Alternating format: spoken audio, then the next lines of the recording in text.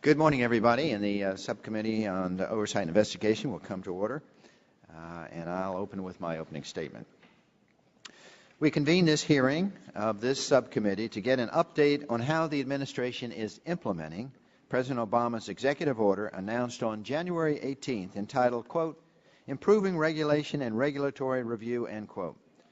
To do so, we welcome back Mr. Cass Sunstein, the head of the Office of Information and Regulatory Affairs, or as we call it, OIRA.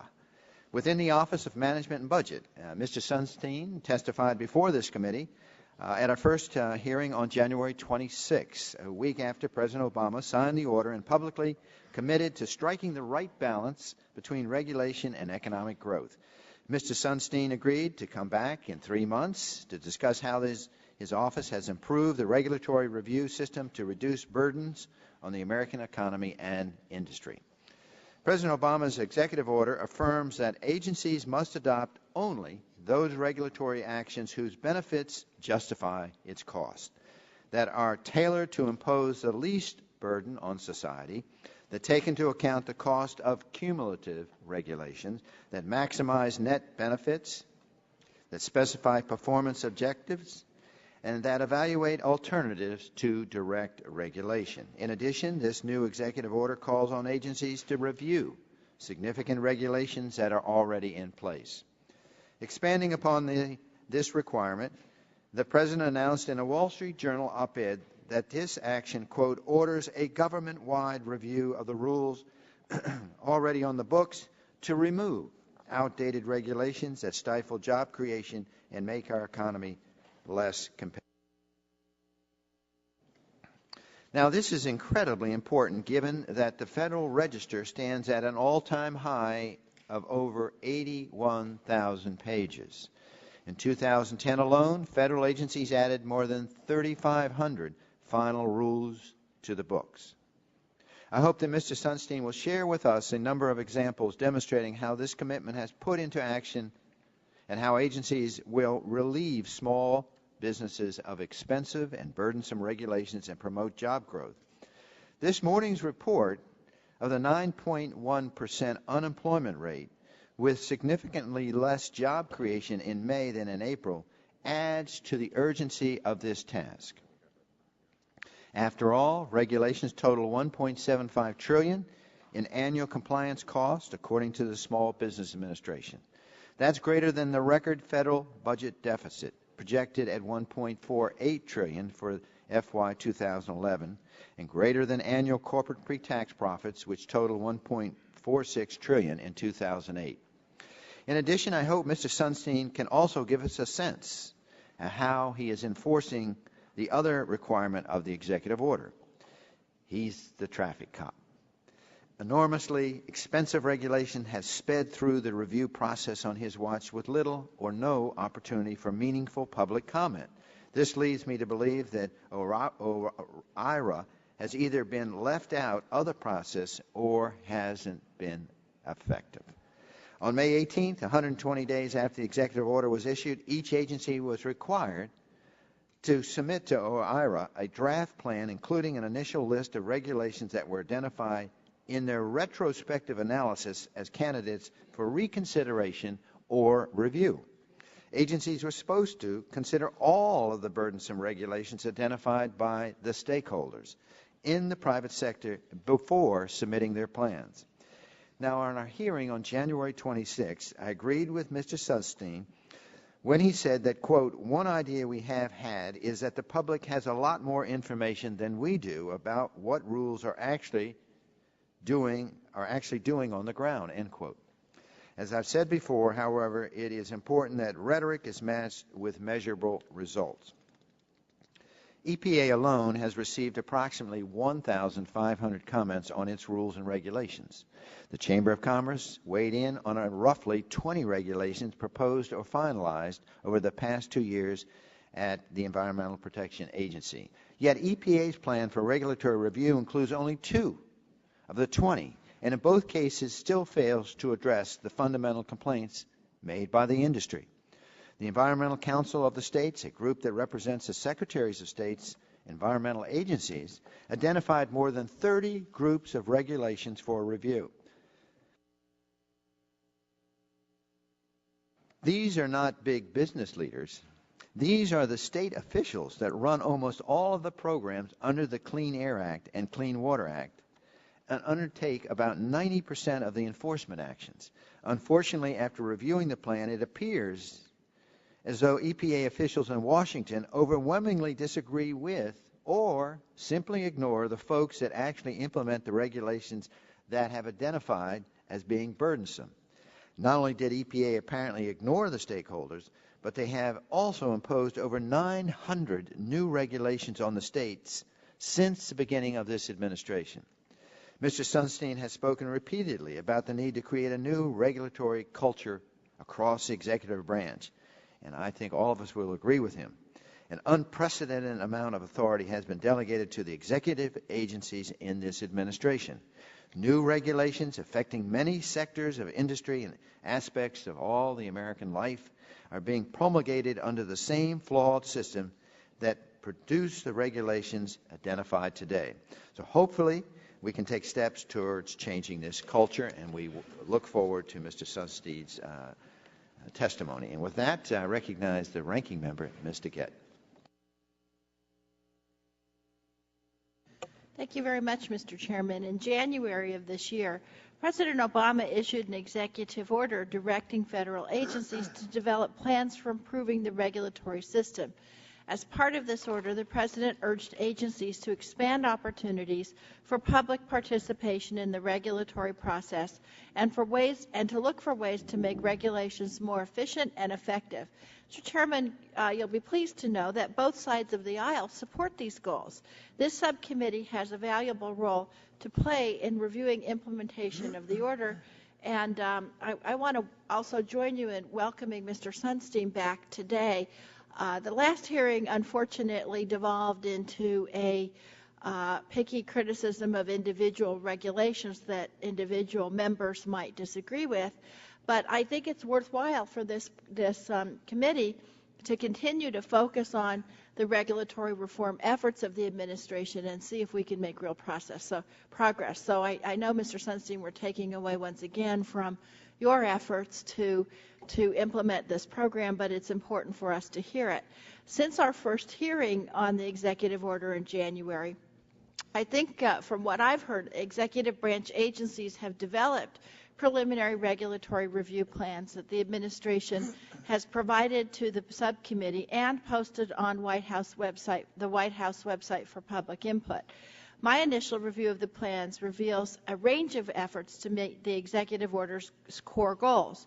Agencies are streamlining and modernizing reporting requirements to save industry and government time and money. They're more precisely tailoring regulations to save money for regulated industries. They're creating broader opportunities for public participation in the design and implementation of regulations, and they're improving the review process. So I hope we can hear about some of those things today, but I also hope we can hear about how we can, what the administration intends to do next to actually streamline and, now that they're taking this input, to streamline and modernize and even eliminate unnecessary regulations. Having said that, I will say the administration appears to be working very hard to implement regulatory reform.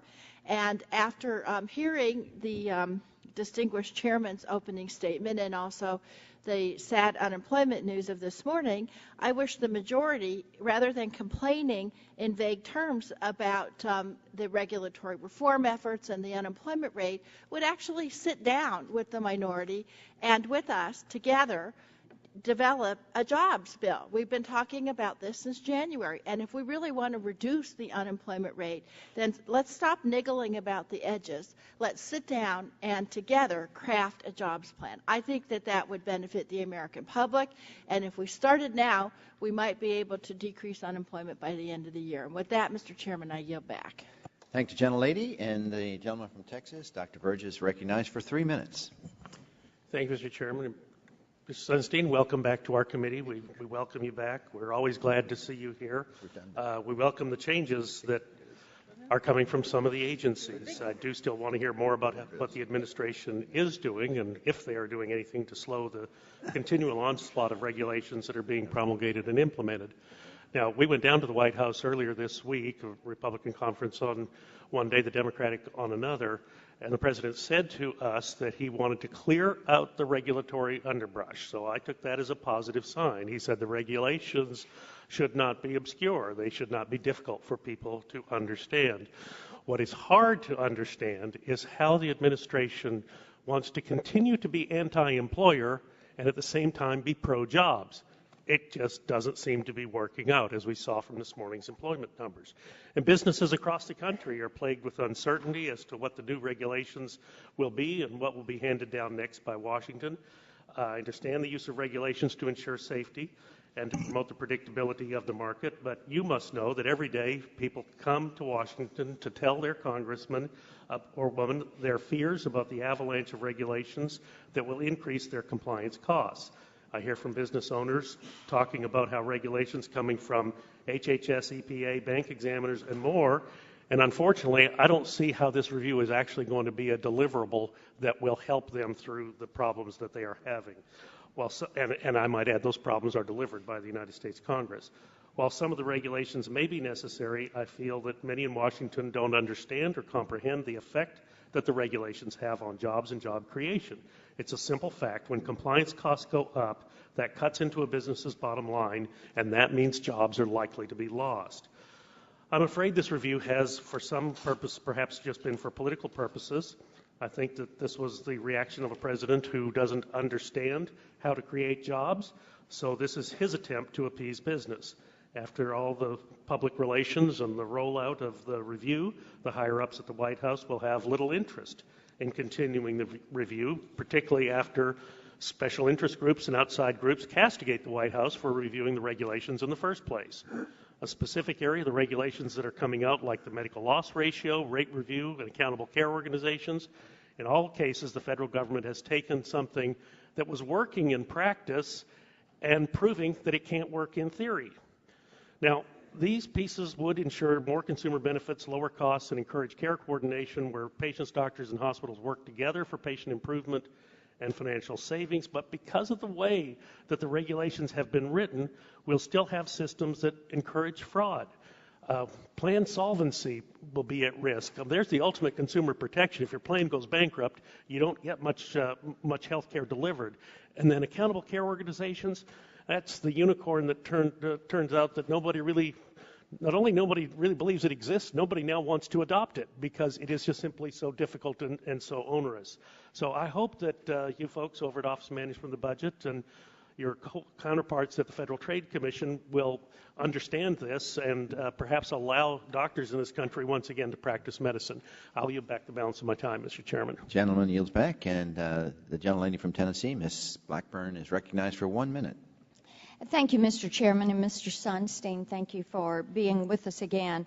I think everyone will agree the number one issue facing our constituents is jobs, and the greatest obstacle that we're hearing about jobs is regulatory overreach, uncertainty through the regulatory process, and this is not surprising. When you look at the EPA alone, they have finalized 928 regulations since the start of this administration, with more than 6,000 pages of regulations released last year. Now, saying you want to get rid of some of these regulations and issuing more is counterproductive to jobs. It is killing the growth of jobs. The figures this morning attest to that. I would encourage my colleagues to remember, you don't do a jobs bill to create jobs. Washington doesn't create jobs. It is the private sector that creates these jobs. It is our responsibility to create that environment for jobs growth to take place. And Mr. Sunstein, I have to tell you, all of the regulations that are coming out of this town are not helping employers, whether it is healthcare, whether it is banking, whether it is regulation from the FTC, the FCC, the EPA. This has to stop. We look forward to working with you to get these regulations off the books, not add more. And I yield back. Gentlelady yields back. The gentleman from Louisiana, Mr. Scalise, is recognized for 1 minute.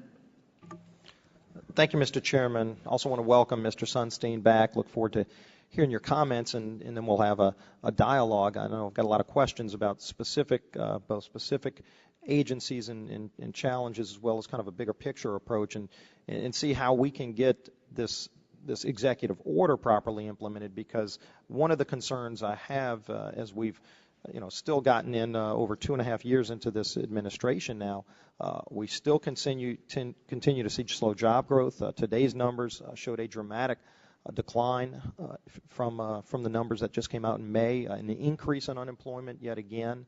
And frankly, when I talk to employers, not only throughout Southeast Louisiana, but when you talk to industry groups that represent big employers all across the country, one of the very first things they'll tell you about the limitations, their inability to create jobs, and in fact, the biggest impediment to job creation are a lot of these regulations, and that have nothing to do with protecting people, protecting the environment. It's about agendas that are driven by bureaucrats in Washington, and that's not how regulations ought to work. We have pushed legislation through to help create jobs that are just lingering over in the Senate, but in the meantime, you have the ability, you've got a task to go out and actually reform this process, but you have the ability to do it, and I hope it's more than window dressing, and I look forward to the conversation, and I yield back. I thank the gentleman, and the ranking member of the full committee, Mr. Waxman from California, is recognized for 5 minutes. Thank you very much, Mr. Chairman. The subcommittee today is returning to the subject of the executive order on regulatory reform issued in January by President Obama, and the implementation of this order is overseen by the Office of Information and Regulatory Affairs, or OIRA, and we're fortunate to have the administrator of OIRA, Cass Sunstein, with us, and I'm pleased to welcome him to this hearing. He will be able to tell us about the administration's regulatory review activities that have occurred since our last hearing. The stated focus of this hearing is to learn more about the agency plans for regulatory reform, which the White House released for public review and comment. But if we're going to have an honest discussion about the costs of regulation, we need to consider all of the relevant facts. We should examine costs and reduce them wherever possible, but we also need to give equal consideration to benefits.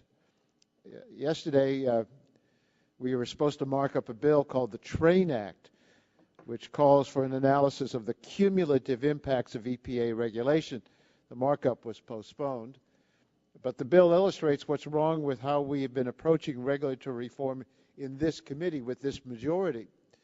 The TRAIN Act focuses nearly exclusively on the economic costs.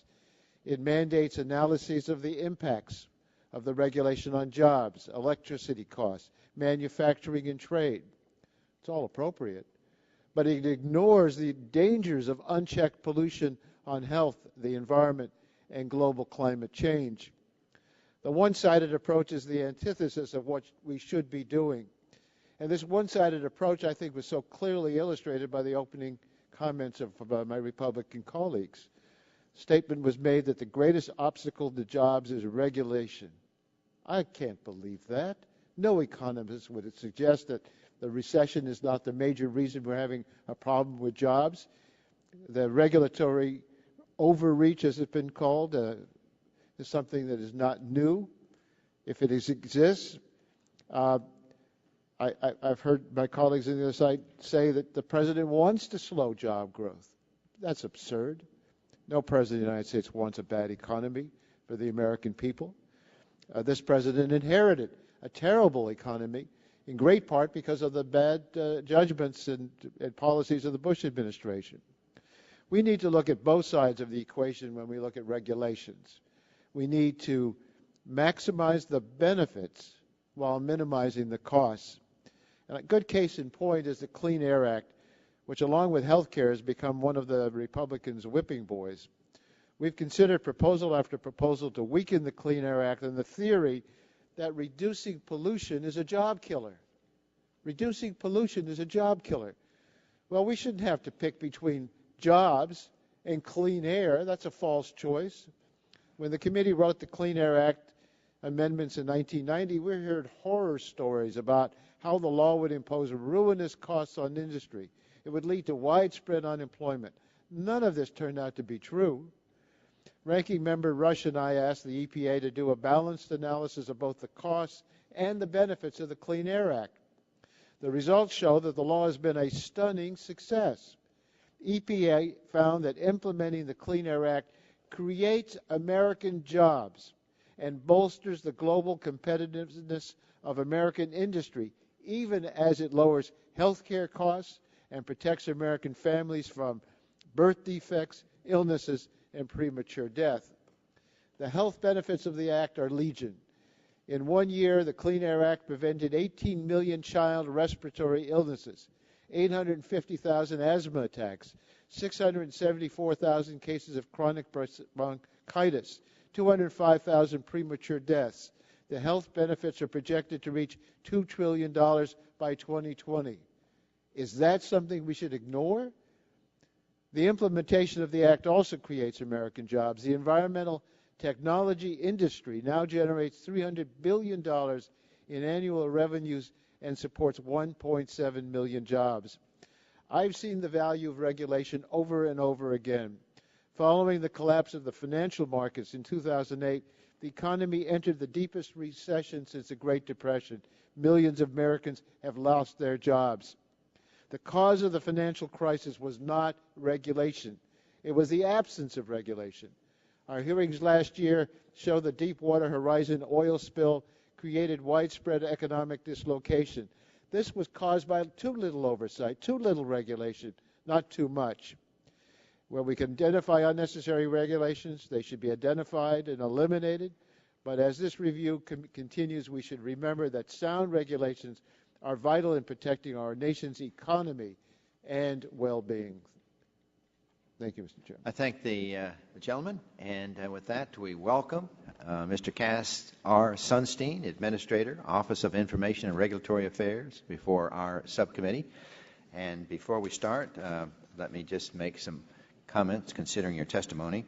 You're aware that the committee is holding an investigative hearing, and when doing so, has had the practice of taking testimony under oath. Do you have any objection to testifying under oath? The chair then advises you that under the rules of the House and the rules of the committee, you're entitled to be advised by counsel. Do you desire to be advised by counsel during your testimony? In that case, if you would please rise and raise your right hand, we'll swear you in. You swear to tell the whole truth and nothing but the truth, so help you God. You're now under oath and subject to the penalties set forth in Title 18, Section 1001 of the United States Code. You may now give a 5-minute summary of your written statement. I think you need to put the mic on. There you go. There we go.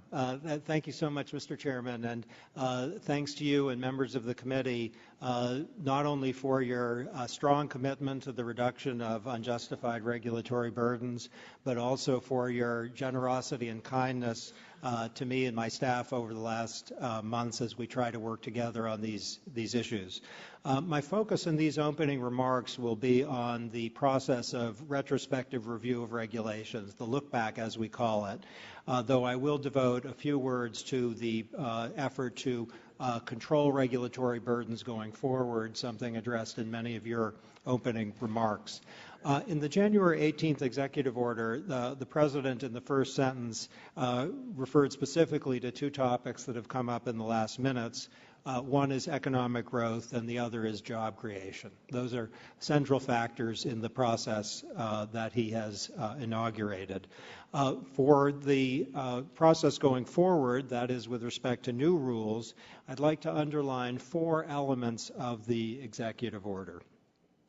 First, it requires agencies to consider costs and benefits, to ensure that the benefits justify the costs, and to select the least burdensome alternative.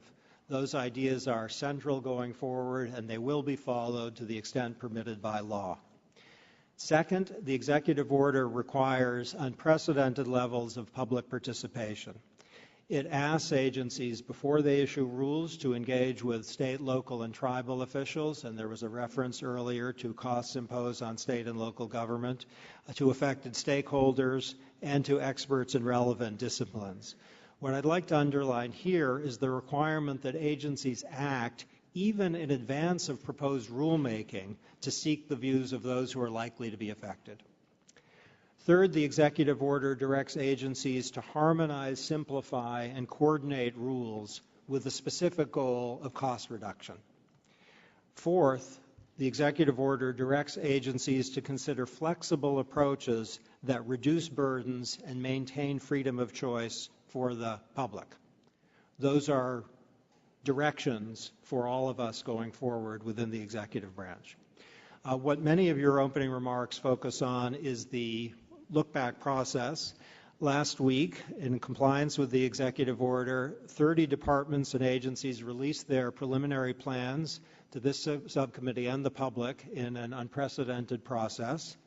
Some of the steps outlined in these hundreds of pages of plans have already eliminated hundreds of millions of dollars in annual regulatory costs, including, by the way, costs imposed on employers. Over $1 billion in savings can be expected in the near future. So these are not mere aspirations or plans to plans. These are concrete products that have either been delivered already or that will be delivered in the very near future. Over the coming years, the reforms have the potential to eliminate billions of dollars in regulatory burdens. Many of the initiatives represent a fundamental rethinking of how things have long been done.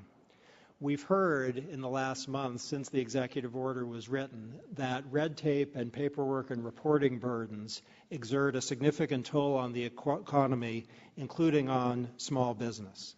There is an effort throughout the plans to try to reduce those burdens. There is also an effort to rethink rules that require the use of outdated technologies in a way that is consistent with the innovation that's now occurring and may even promote innovation. Many of the reforms have already saved significant money. The EPA has recently exempted milk and dairy industries from its oil spill rule. There's a long tail there. The punchline of the tale is over the next decade, the milk and dairy industries will cry not at all over spilled milk and will save over $1 billion in the next decade.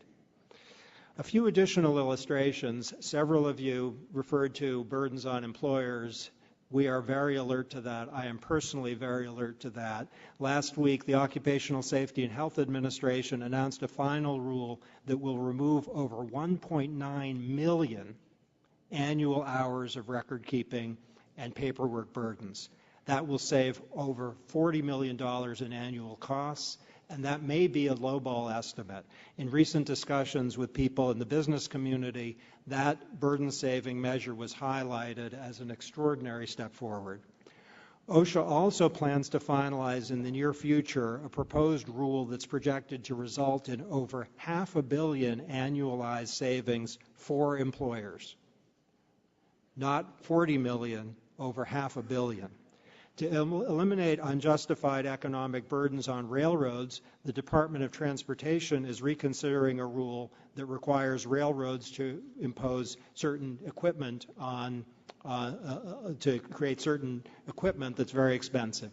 This would save potentially over $1 billion in the next 20 years. These are just illustrations. There was a reference by you, Mr. Chairman, to a cultural change. We are determined to create that cultural change. While a great deal has been done in a short time, an unprecedented effort, and while substantial savings have already been achieved, the agency plans are preliminary. They're just drafts. They're being offered to you, other members of Congress, elected representatives at all levels, and the public, emphatically including the business community, for views and perspectives. Suggestions are eagerly welcome. We need your help in order to make these plans as good as possible and to do as much as possible to promote economic growth and job creations. Agencies will be carefully assessing those comments and suggestions before they finalize their plans, and we have a number of weeks, in fact months, in which to do that. To change the regulatory culture of Washington, we need a constant exploration, not a one-shot endeavor, of what is working and what is not. We need close reference to the evidence and data and we need very close reference to the views of stakeholders about what's actually happening on the ground. To quote the opening words, we are trying to promote public health and also economic growth and job creations. I'm happy to answer your questions. Thank you, Mr. Sunstein. The Oversight and Investigation Committee, before I start, is a little different than some of the other committees. We ask questions that pretty much are asking for yes or no answers, and sometimes the press would criticize, but we're asking for a direct answer, so it's a little bit different. We're trying to seek information. So if we do ask, we'd appreciate a direct answer, yes or no.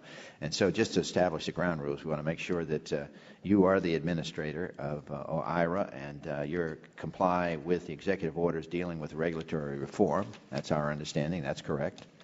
That would be a yes. Yeah, okay. And as the administrator, you have a role in ensuring this very important President's executive order, which is 13-563 and 12-866. Is that correct? Yes. You're the man. Okay.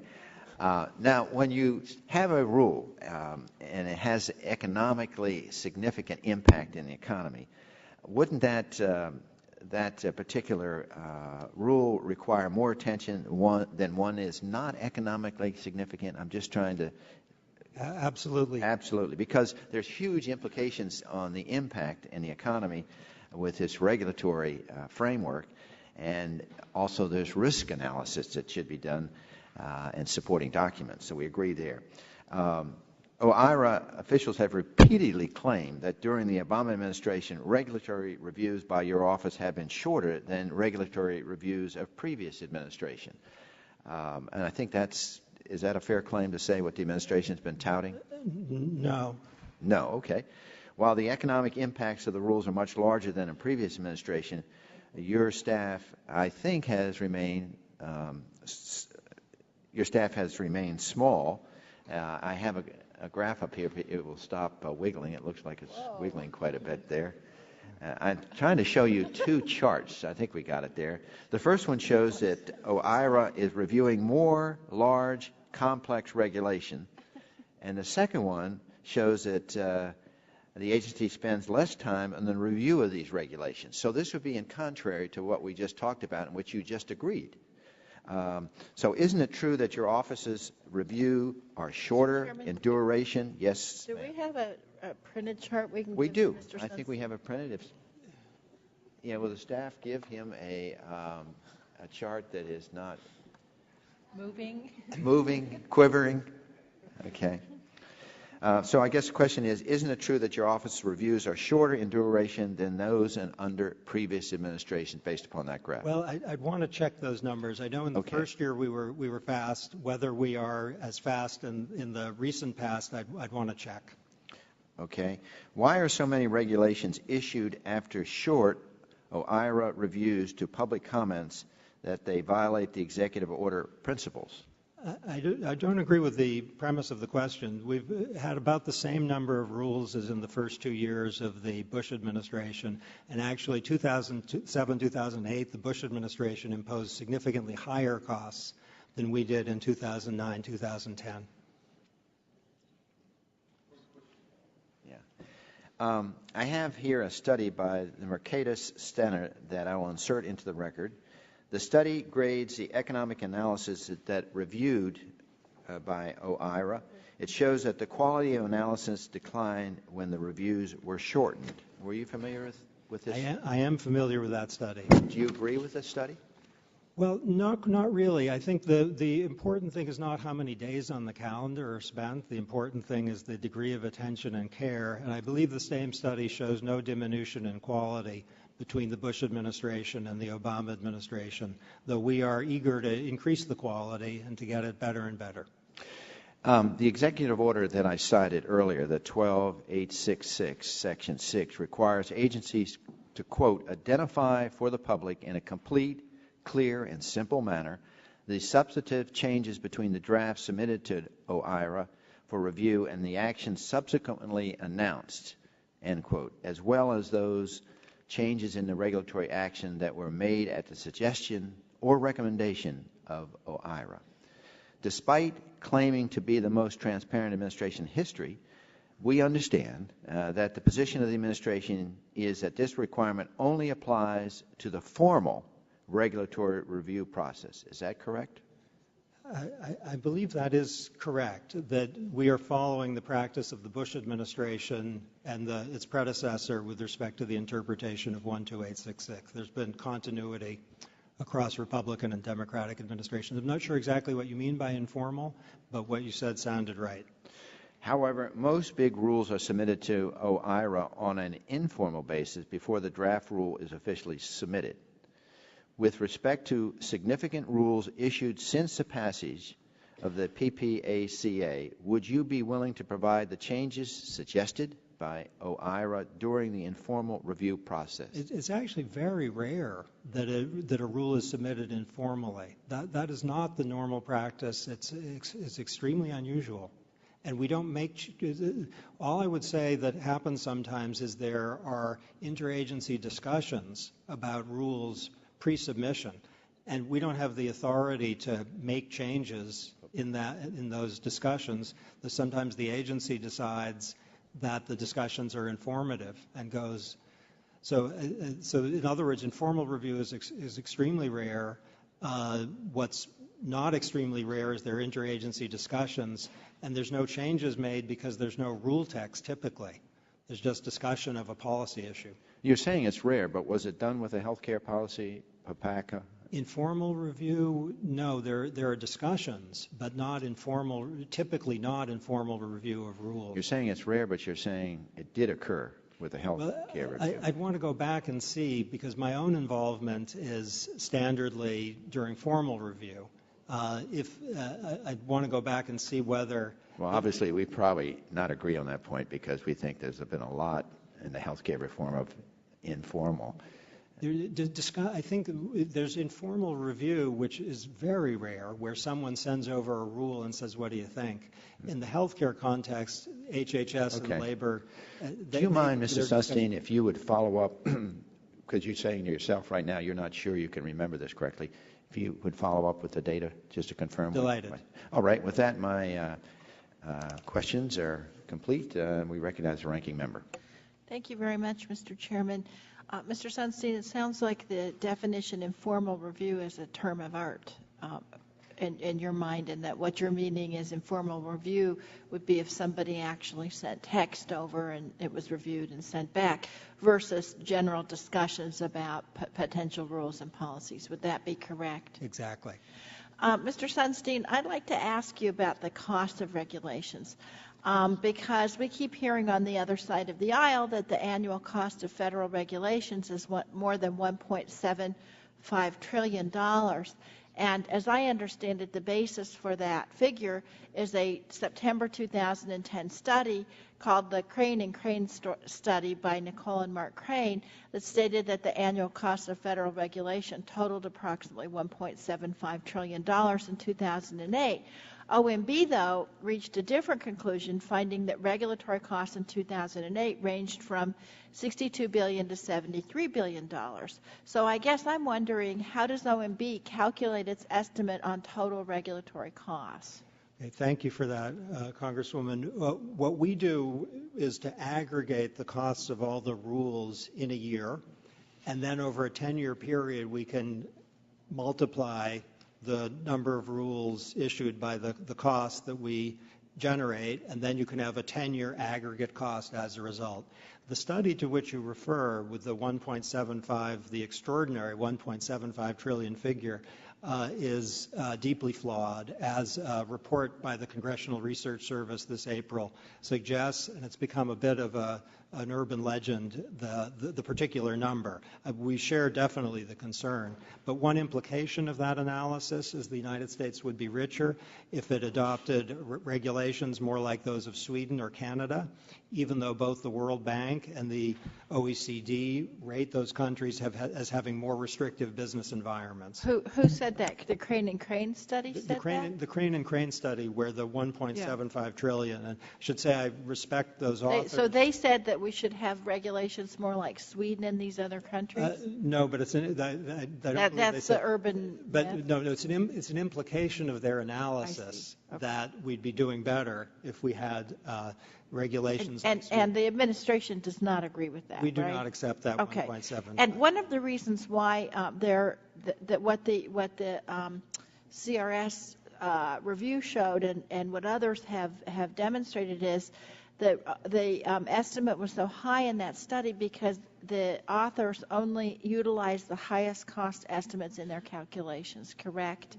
Yes. Now, additionally, what I've heard is that the authors of that Crane and Crane study did not calculate the monetary benefits of regulations where there are benefits, and the OMB found that in 2008, annual benefits of regulation ranged from $153 billion to $806 billion. Is that correct? Yes. Now, can you please tell us how regulations could actually benefit Americans and save money? Okay, there are various different ways. I referred to the milk rule, which is deregulatory. That can save money. There's a lot of concern about rising gasoline prices, of course, now. If you have a more fuel-efficient fleet, then consumers can save money. And we recently released a new fuel economy label, which clarifies the savings. So a rule that promotes fuel economy can save consumers a lot of money. If you have a law that saves lives, that saves money in the sense that healthier and living people are good for the economy, and we value people's health and longevity. So in those three different ways, we can have very significant benefits from regulation. So really, it seems to me, I don't want to be implying either that more regulations would save more money or fewer regulations would cost or save more money. In truth, you have to look at it on a continuum. Sometimes regulations are not cost effective and they should either be fixed or repealed, but sometimes regulations protect the public health and actually can save money. So you have to look at it regulation by regulation, which is what the administration is trying to do. Is that correct? Exactly. Thank you. Thank you very much, Mr. Chairman. I yield back. Channel yields back. Dr. Burgess, recognized for 5 minutes. Thank you, Mr. Chairman. Mr. Sunstein, familiar with a paper from 2003, Lives, Life Years, and Willingness to Pay? I have a vague recollection of that paper. On page 14 of the paper, and this is quoting from the paper, under the life years approach, older people are treated worse for one reason. They are older. This is not an injustice. So I guess the question here, some people have described this as sort of the senior death discount. Your office that oversees regulation, will you be doing an analysis of the upcoming Health and Human Services rule for the Independent Payment Advisory Board in light of this philosophy? I'm a lot older now than the author with my name was, and I'm starting to think, I'm not sure what I think of what that young man wrote. What things written as an academic are not a legitimate part of what you do as a government official, part of a team. So I am not focusing on sentences that a young Cass Sunstein wrote years ago. So the answer is no. But still, it does point out an important philosophical approach, and many of us are concerned about the Independent Payment Advisory Board. Right now, this is the only plan that promulgated by the administration and therefore by the Democratic Party. This is the only plan put out there for dealing with the cost increases in the Medicare program over time. And the difficulty that I was a physician in my former life. One of the difficulties I have with an Independent Payment Advisory Board is now for the first time some central planner, maybe a very benevolent central planner, but a central planner who's pushing data points around on a big spreadsheet in a far-off Washington, D.C. is going to be able to tell me where to get my care, when to get my care. But the most important thing is when I've had enough. And if that is based upon the fact that I am old and we are dealing with a program, a healthcare program that deals with senior citizens, that's a troubling relationship. But I appreciate your answer, and we will take that at face value and incorporate that into our evaluation of the Independent Payment Advisory Board that the President has popularized as his approach to saving money in Medicare for the future. Our last hearing earlier this year, and again, appreciate you coming back, we talked a little bit about the taxable flexible permitting program, so shifting gears from HHS to EPA. So here's another example of a mandate that is inconsistent with the executive orders for regulatory efficiency. The EPA's proposed their federal implementation plan for greenhouse gases that would affect the state of Texas, and to my read, probably exclusively the state of Texas, but a federal implementation plan that is going to be implemented because Texas did not meet the requirements under a state implementation plan, and so the EPA said it was necessary to step in. But here's the problem. This is a Wall Street Journal editorial, the EPA's war on Texas from, I think it was from earlier this year, probably right before you came and testified to us before, that this was a result of an error that escaped the EPA's notice for 18 years, that the Texas plan did not address all pollutants newly subject to regulation, among them greenhouse gases. So somehow regulators in Texas 18 years ago weren't able to intuit congressional intent or the intent of the courts 18 years in the future, and as a consequence now, the EPA will come in and regulate at a federal level all of the power production, electricity production in the state of Texas. This seems incomprehensible with the executive order that we're going to streamline the process. I appreciate the question, and you're exactly right. The executive order is designed to reduce costs of all rules, including rules that involve greenhouse gases. That's something we are very focused on. My understanding of the Texas situation is this, that there was an intervening Supreme Court decision, a badly split court, but the majority said greenhouse gases were a pollutant within the meaning of the Clean Air Act. No, so the EPA could regulate it. I don't think they said they were a pollutant. My recollection is that the court said greenhouse gases are a pollutant, and the EPA could not conclude that they weren't. We're trying to help the EPA with legislation. Well, Justice Scalia dissented. It was a very active debate within the court. And when the court said that, so it wasn't as if, I hope, the EPA thought that it had been made a mistake for 18 years, but instead that it had to do something to allow those permits to be given out in Texas so people could build. And so it was responding to my understanding is a difficult situation caused by the confluence of the Supreme Court decision and the permitting practices. Maybe a difficult situation, if I may, that they made impossible, because then they came back and said, well, you can't do a state implementation plan. We're going to take that over at the federal level. Texas was the only state singled out for that. In the Wall Street Journal article that I'll submit for the record, they call it pure political revenge, an effort to intimidate other states from joining Texas in lawsuits. Well, I'll tell you something that nicely connects the enterprise we're now engaged in with your question, which is that we're looking back at regulatory practices. And EPA has one rule, actually, that I hope will benefit Texas, that's going to eliminate a redundant regulatory requirement that costs a lot of money. And it's completely fair game to raise that question. And Mr. Chairman, I would like to submit this for the record. By unanimous consent, so ordered. No, I'd like to review it. The ranking member. Mr. Chairman, I'd like to review it before it's submitted for the record. This is the House Republican Booker. The two bells which ring at 10:18. Advise members they have 15 minutes. Thanks. While we're waiting for her to review it, we'll take our next. Let's just start with the next question. Yeah, we'll start. The gentleman from California, Mr. Waxman, is recognized for 5 minutes.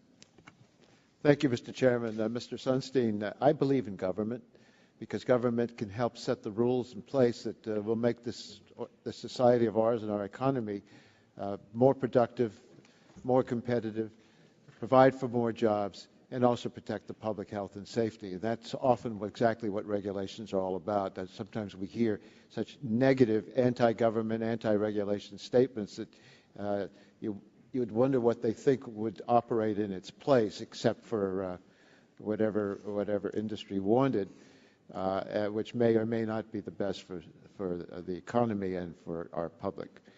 But I want to focus on what I think you're here to talk about, and that's efforts to ensure that executive branch agencies employ a transparent regulatory process that produces common sense balanced regulations. That should be our goal. And I'm pleased that we're going to look at this topic. In January, President Obama directed executive branch agencies to undertake a thorough look back at regulations within their jurisdictions and to examine ways to make those rules more efficient, more effective, more reflective of input from the public at large. At this point, you've received look-back action plans from 30 departments and agencies. Is that right? That's correct. Can you tell us a little bit about some of the ideas that have emerged from these department and agency plans? Happy to do that. There's been a lot of discussion in the last decade about conditions of participation from the Department of Health and Human Services, which are conditions imposed on hospitals and doctors. And a lot of these haven't been re-scrutinized in light of what's happened on the ground and possible redundancy and changes in medical practice in hospitals over time. Hospitals are often concerned that the federal government is too hard on them, hammering them a little bit with respect to regulatory requirements. And HHS has a very detailed discussion of steps that they are taking to reconsider those requirements. We have, in the context of hazard communication from the Department of Labor, OSHA in particular, there's been long suggestion from the business community, employers in particular, that these requirements need to be harmonized by what's happening in other nations so that they can do business across international lines and so that things are simpler and less burdensome for them. They've proposed that rule, and their plan says they're going to finalize it in a hurry. There's been a great deal of discussion about medical devices and innovation in the United States and whether these often small companies which are trying to bring medical devices to market have an adequate process within the FDA or whether it's too bureaucratic and time-consuming and difficult. The FDA has announced a number of initiatives to try to speed up that process, promote competitiveness and innovation. That should save a lot of money. One thing with potentially a very large payoff involves exports. We know that American companies, often small companies, have the best opportunity to grow if they're able to export. One thing we've heard a great deal from in the last year and a half from small business in particular is that it's too cumbersome and difficult to navigate the system. There are too many restrictions, and we have taken away some of those restrictions, and we're going to take away more. And that should promote economic growth and not in the long term. So we hear from many members who are very frustrated or hearing from their frustrated constituents that a lot of the regulations don't make sense to them. The purpose of the administration's review is to see if they're right, and if they are right, to revise those regulations and bring them up to date and make sure they meet basic common sense and that they try to accomplish both the positive economic goals as well as the protection of the public, which is another side of it. What happens next in this review process? By the end of the summer, do you expect the agencies to have final regulatory look-back plans in place? Late August. And what will happen then? My expectation is that we'll have in late August 3 tracks. One track will be things that are completed. And as I say, we expect $1 billion in savings to be able to be achieved in the very short term. Other things that are on fast tracks in the sense that the rulemaking apparatus has already gotten moving. Maybe there's a proposed rule out there. Maybe we can propose it relatively quickly. And that's the second track, which is potentially rapid for many of the rules. Then there's a third track where the rulemaking apparatus has to be inaugurated. And my hope is that we'll be able to prioritize, with the aid of the views of people on this committee and your constituents and affected stakeholders, and prioritize things that we'll be able to complete in the relatively short term, even though the work is being inaugurated these days and through the summer. Well, it appears to me that the President's regulatory review process holds the promise for creating a more effective, efficient, and responsive federal government. I applaud it, and it seems to me something that both sides of the aisle, all reasonable people who want to see government succeed, should welcome. So I certainly want to encourage your efforts and encourage you in your efforts, and we should be willing in Congress to do whatever we need to help out. Thank you. Thanks so much. Thank you.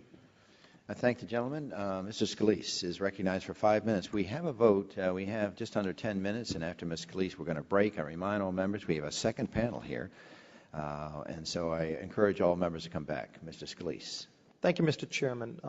Mr. Sunstein, last time you had testified before our committee, I had asked you about the rule that you imposed the Deepwater moratorium on drilling, and I think you said that that didn't fall under the purview of the types of rules you would review under the executive order. When the rule came out, the scientific experts that the President himself appointed actually disagreed with it. They said it would reduce safety in the Gulf. They said it would lead to some of your best rigs and your crew base leaving the country. They turned out to be true, unfortunately. We've lost over 13,000 jobs. We've lost about a dozen of those deepwater rigs to foreign countries. So the scientific experts the President appointed were actually correct, unfortunately, because those terrible consequences happened. And so we've lost those jobs. Safety was surely not improved. And yet, under the rule, you're still, I guess, taking the position that type of rule wouldn't even fall under your purview. So what I would ask is the rule maybe not properly drawn if an actual rule that's gone through the process that cost our country 13,000 jobs, and according to the scientific experts the President appointed, would actually reduce safety, and it still doesn't even fall under your purview. So is that something that you should relook at? It's a great question. Anything that has an adverse job impact, we are very focused on. Our domain is the domain of regulatory actions as defined under Executive Order 12866, and for technical reasons, a moratorium doesn't count as regulatory actions. All right, but should the executive order be updated, amended, revised to take into account those types of rules as well, since, I mean, again, I'm talking about a rule that actually cost 13,000 jobs and did nothing to improve safety, and it didn't even fall under your purview. It's a legitimate question. And I should say that anything that costs jobs in that domain or any other domain is definitely a legitimate part of the look-back process. I know the FCC is one of the entities who said that even though they don't fall under the purview, they'd like to be included. And I think there's some other independent agencies that said that they would voluntarily like to be involved in this. Have you gotten any requests from the FCC or any of these other independent agencies? We have gotten a plan actually from the NLRB, so that's significant. It's a short plan. I heard it was a one-page plan. Is that short is so of all these independent agencies, you've got one page to review? I mean, just and we very much hope for more. I think this is it. Yeah, we very much hope for more. Okay, so you haven't gotten anything from FCC beyond this one page from NLRB? The you haven't gotten anything agencies, you're exactly right. The independent agencies have not delivered plans, but we are hopeful and we are encouraging them to engage in a look-back process. I know we had our meeting with the President on Wednesday. I think you were there.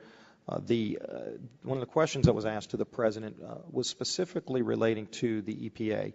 And we've had this conversation with EPA on many of their proposed rules and regulations that have no impact on improving safety. It's much more aligned with a political agenda of ideology rather than safety. And in fact, the EPA has almost bragged that they don't have to comply with your rule. We brought this to the President's attention. Has anything changed in that regard?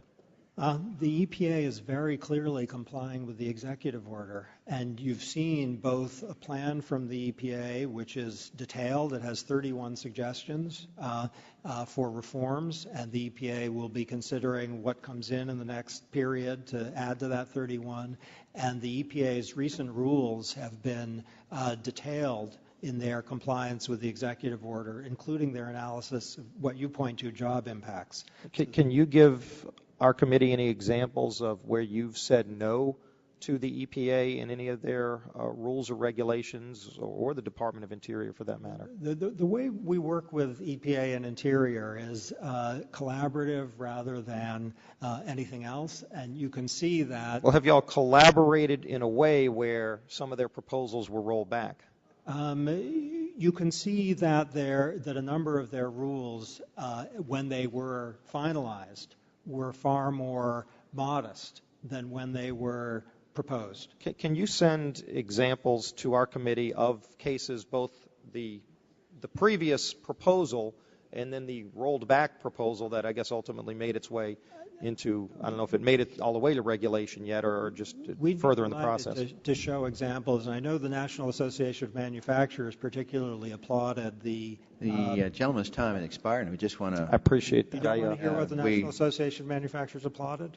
Why don't you complete the answer, and then we'll call it... The EPA's action with respect to the Boiler Act rule, which included a recent stay and also a scale back in response to concerns. Appreciate if you get us all of that information to the committee, and thanks. I yield back. We don't have any objection to Mr. Burgess's article being... Okay.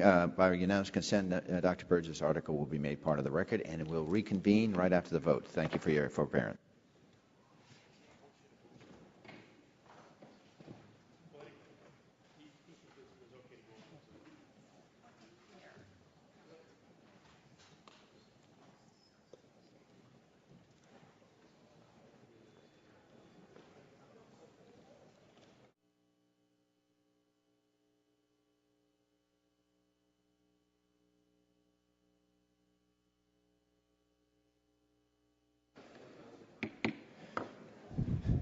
The Subcommittee of Oversight and Investigation will reconvene, and we'll recognize the next series of questions. The gentleman from Pennsylvania, Mr. Murphy, recognized for 5 minutes. Thank you, and I appreciate you being here today. I'm reflecting back on a quote from Ronald Reagan that says, "It is not my intention to do away with government. It's rather to make it work with us, not over us, stand by our side, not ride our back.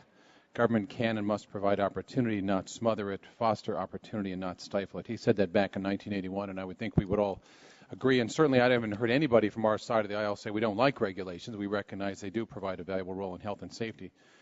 But there is some ambiguity added on. When the administration came out with its executive order in January of this year, it said that regulations should be evaluated by values that are difficult or impossible to quantify, including equity, human dignity, fairness, and distributive impacts. Are those measures that you use when reviewing regulations?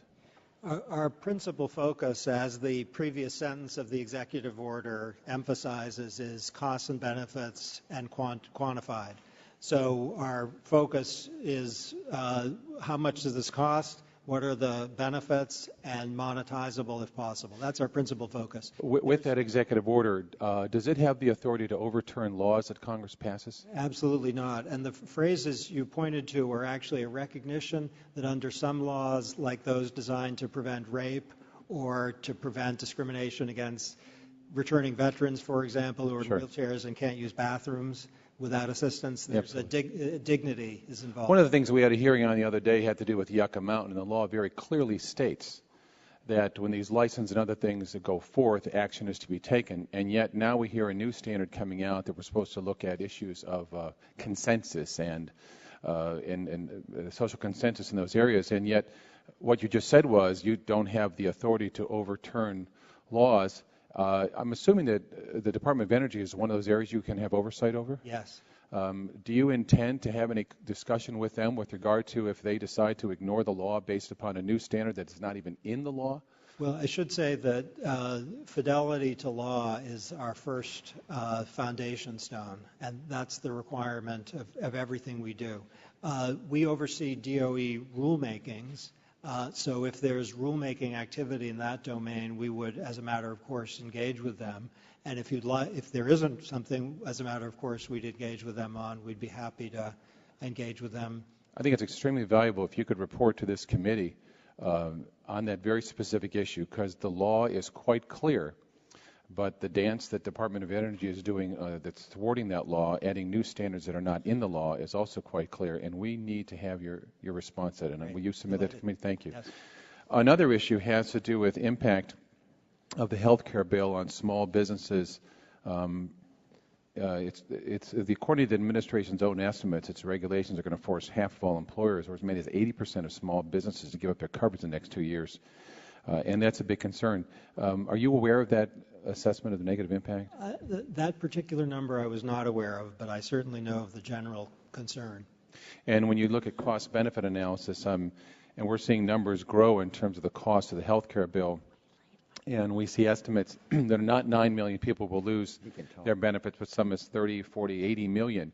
Even those exceeding what the estimates are, the bill would actually provide health care, an equal or double that amount may lose health care.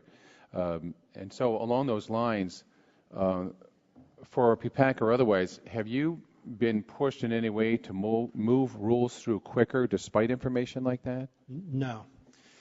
Can you delay finalizing any of the rules based upon how the agencies have handled or incorporated public comment and responses from the business community? The basic answer is yes, and we often engage for lengthy periods with agencies because of those public comments. In fact, I spend a lot of personal time on the website known as regulations.gov studying those comments. The only qualification is, as you suggest, fidelity to law is our first obligation, and if the law requires action or requires action by a date certain, then we have to respect that. I know when Republican members with the White House this week, the president was asked questions about EPA and regulations and looking at cost-benefit analysis. How would we look at that in terms of the impact upon jobs as well? And he said that basically there was mandates and standards of law that we had to adhere to, and if Congress wanted to do something otherwise, we should change those laws. And certainly I agree with him. It is once the law of the land is there. But the question also becomes of how you act. I mean, you're in a position of considerable authority here. And so on these areas of delays or pushback, have you ever actually done so in terms of to any agency? Can you give us some example of how you have pushed back, how you have said you need to delay in putting on this regulation until we analyze it or until you come back with a cost-benefit analysis that's different? Well, what you can see is over 100 rules have been withdrawn from OIRA review. And in many cases, the reason for the withdrawal is insufficient engagement with issues of cost and economic impacts. So you can see that. You can also see that often the final rule comes out a lot different from the proposed rule. Often it's a lot less expensive and less burdensome. And sometimes proposed rules just aren't finalized because there's significant concern from the standpoint you've raised. And the interagency review, which involves not just the Office of Information and Regulatory Affairs, but the Department of Commerce, the Council of Economic Advisors, plays a role. But how about pushback on the health care rules? Have you done any of that? Our first obligation with respect to the health care rules is to obey the law. We're in the implementation business. But have you pushed back? Well, I wouldn't want to phrase it push back. I think we work closely with the agencies to make sure that the costs are as low as possible and to make sure that the burdens are reduced. And you may have noticed with respect to the grandfathering rule, there was an amendment to the rule that responded very concretely to concerns from affected stakeholders about excessive burdens. And there's been a lot that's been done, and we and others have been participating in that in trying to make sure that the implementation... Yeah, but I'm not sure I'm getting an answer here. Has it happened? Yes, I wouldn't want to claim personal credit for anything, but what I'd say, or blame. But let me reword it this way, because employers routinely opt to change carriers but keep the same benefits in order to cut health care costs without any change in coverage. Now, under the interim final rule or the grandfathering plans issued in June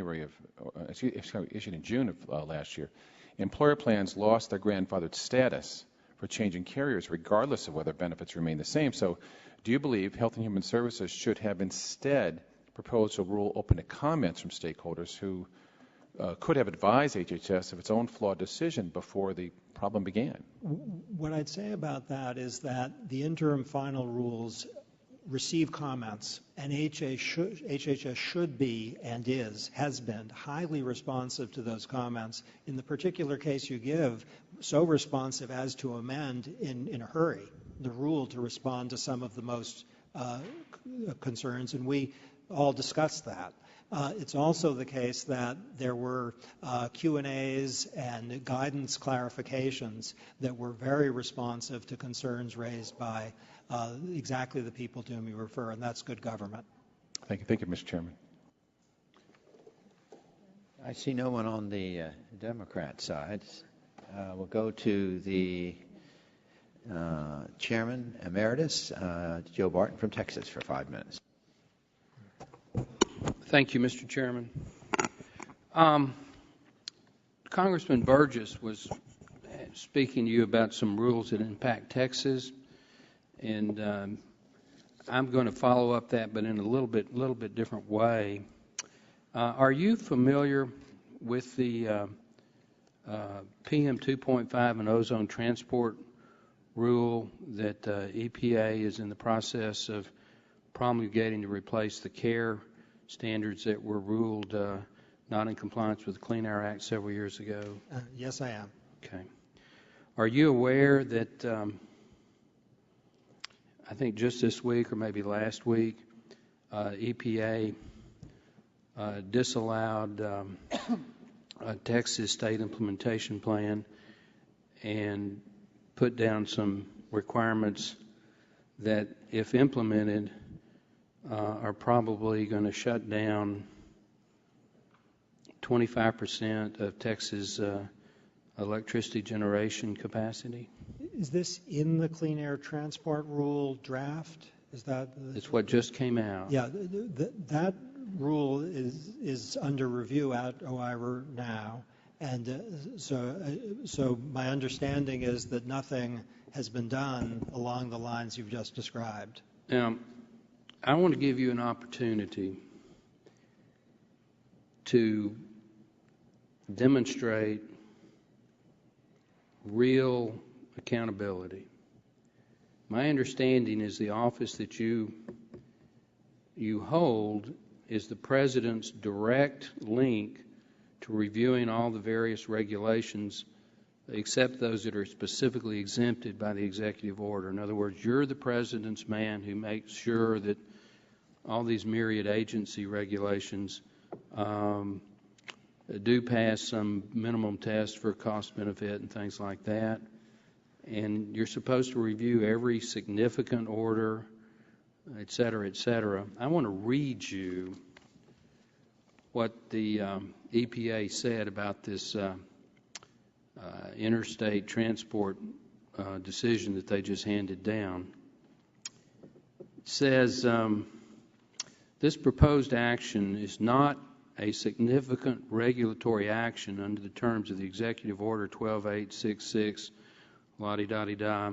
It's therefore not subject to review under Executive Order 12866 and 13563. It's going to shut down 25% of the power generation in Texas. That's not significant? Do you consider it significant? Okay, if that has under our executive order, now I know what you're talking about. Under our executive order, if it has $100 million in annual cost or a significant impact on a sector or area, then it counts as significant. So, if you like, I will definitely look into that. Now, I want you to do more than definitely look into it. I want you to do something about it. If your agency disagrees with the executive branch regulatory decision, can you stop it? If there's a regulatory action, we have the authority to stop it to the extent consistent with law. Have you ever exercised that authority? Well, we've seen over 100 withdrawals of rules. Okay. 110, and that speaks for itself. Well, I'm going to read you something. Now, this is generated by the state of Texas. So that's the source. It says, the only way to achieve EPA's contemplated emission reduction mandate by 2012 compliance date, which is next year, will in fact be to cease operating the affected units for most of the year, leading to the loss of jobs, shutdown of lignite mines, and serious risk to electric reliability. Now, keep in mind that Texas is in compliance in terms of the standards. Keep in mind that the regions that are supposedly affected by Texas, St. Louis and I think Baton Rouge, have just been declared in compliance. And yet EPA has come out in the last week and stipulated that by next year, Texas has to achieve an additional 34% reduction in SO2 emissions. We've already achieved a 33% reduction in the last 10 years. And in the next 6 months, we've got to achieve 34% more or shut down all these plants. I think that's pretty dadgum significant. I think you said one of my favorite words in the English language, which is the word proposed. This is a proposed rule, correct? Not final? Okay. Well, that's from the standpoint of those concerns, that's excellent news. And it has happened in the last 2 years that something's been proposed and not been deemed significant. And then, as a result of further assessment and public concern, it has been deemed significant at the final stage, and there's been OIRA involvement. So we will definitely take a look at that. My time has expired, but I'm going to work with Chairman Stearns and Ranking Member DeGette, and Chairman Upton, and Ranking Member Waxman. We are going to follow up on this, Great. And we are going to we're going to work cooperatively with you and your staff. But if you really have any authority, now is the time to exercise it. Yeah, understood. Thanks, you. gentlemen. Mr. Sullivan is recognized for 5 minutes. Thank you, Mr. Chairman. Thank you for holding this hearing, and thank you, Mr. Sunstein, for being here. What is the process for determining whether a regulation is subject to executive order? The basic idea is it significant? Meaning, does it have $100 million in annual cost on the economy, or benefit, by the way, and $100 million in impact? Then it can be deemed significant also if it affects a sector or an area. So there can be something that falls short of the $100 million threshold that nonetheless has an economic effect, or it can raise novel issues of policy or law.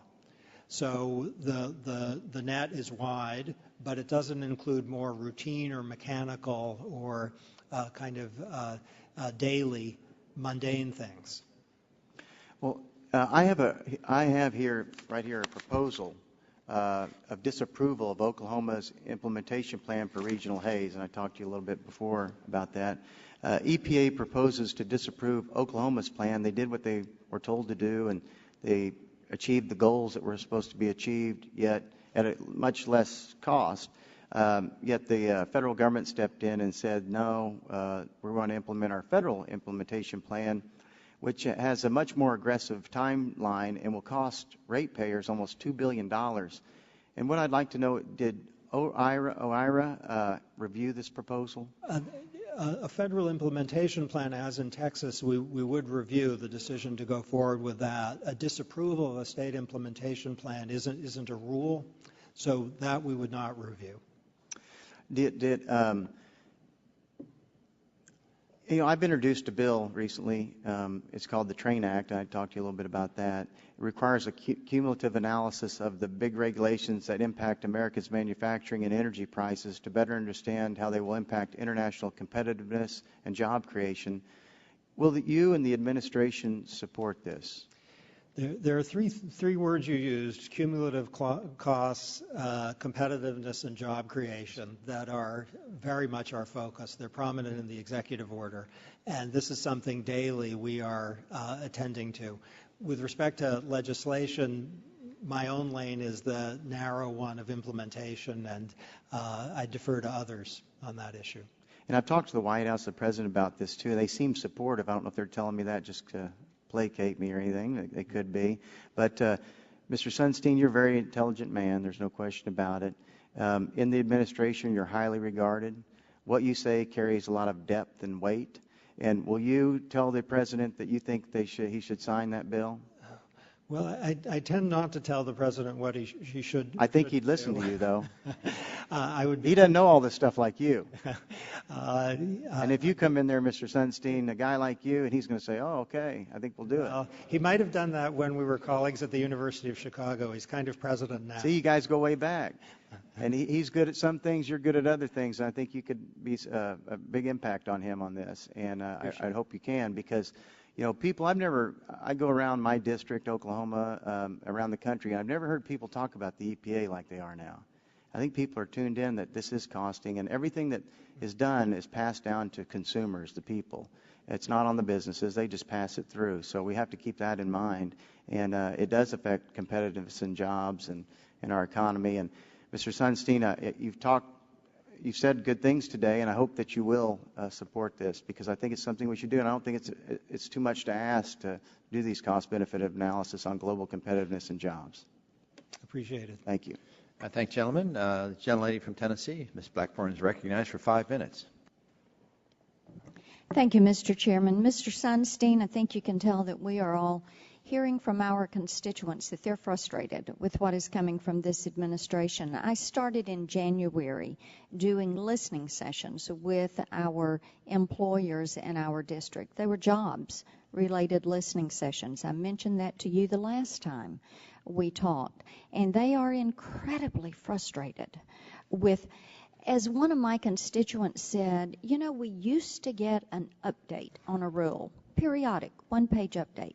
Now, the regulation comes in reams and reams and reams of paperwork. And it is such a heavy burden that the jobs numbers today should not surprise you all, because what you're doing isn't working. So this should be instructive to you, and I hope we can work with you on this. And I know that you all are saying, well, we've got draft proposals that are out there, we need input, and what the input that is coming back to you is you're on the wrong track. So if you're on the wrong track, sir, please advise the administration to change what they're doing. Now, I know that the executive order, the 165-63 that we're discussing, independent regulatory agencies are not to be subject to the OIRA review. But these agencies are, and I'm using your words, encouraged to do so on a voluntary basis and to perform retrospective analysis of existing rules. And you had hoped that they would do that. Is that correct? That's correct. Okay. I have a June 1st letter to the editor in the Wall Street Journal where Commissioner Nord from CPSC notes that under the Obama administration, CPSC has, and I'm quoting her, ignored the recent direction to look for and eliminate burdensome regulations. We are just too busy putting out new regulations, end quote. I got to tell you, that's the kind of thing that we're hearing from our employers is frustrating to them. So let me ask you this. Among the 30 preliminary draft plans that are supplied by the agencies to OIRA by May 18th and released on the White House website, did any of them come from the FCC, the FTC, CPSC, FERC, or the NRC? No. They did not. And, sir, what is going to be your next step to address it? Well, I am hopeful, and I've said in writing, and I'll say right now, that we would very much like the independent agencies to engage in this look-back process. Okay, I've got to tell you, the American people are hopeful for jobs. And you all have dropped the ball. They're getting tired of this. Well, and they're expecting us to take some action. Well, so and what you're doing with sending out all these regulations is wrong. If it's going to have a $100 million impact, we're going to pull it in here, and we're going to hold you all accountable of this, and the American people are going to hold you accountable for this. You've got to find a way to get these agencies to get some of this regulation off the book. Let me ask you, about 1.5 minutes left. The accountable care organizations. Healthcare in Tennessee is a very important industrial sector for us. The proposed rule on the accountable care organizations is incomprehensible. It's huge. It's incomprehensible. There's a group representing some of these organizations, such as the Mayo Clinic, that wrote the administration, saying that more than 90% of its members would not participate because the rules, not the law, the rules, as written, are so onerous that it would be nearly impossible for them to succeed. I'm hearing the same thing from my constituent companies. In addition, the regulations were stated to be overly prescriptive, operationally burdensome, and the incentives are too difficult to achieve to make this voluntary program attractive. One of the major problems seems to be that the medical groups have little experience in managing insurance risk, and the administration blueprint rapidly exposes them to potential financial losses.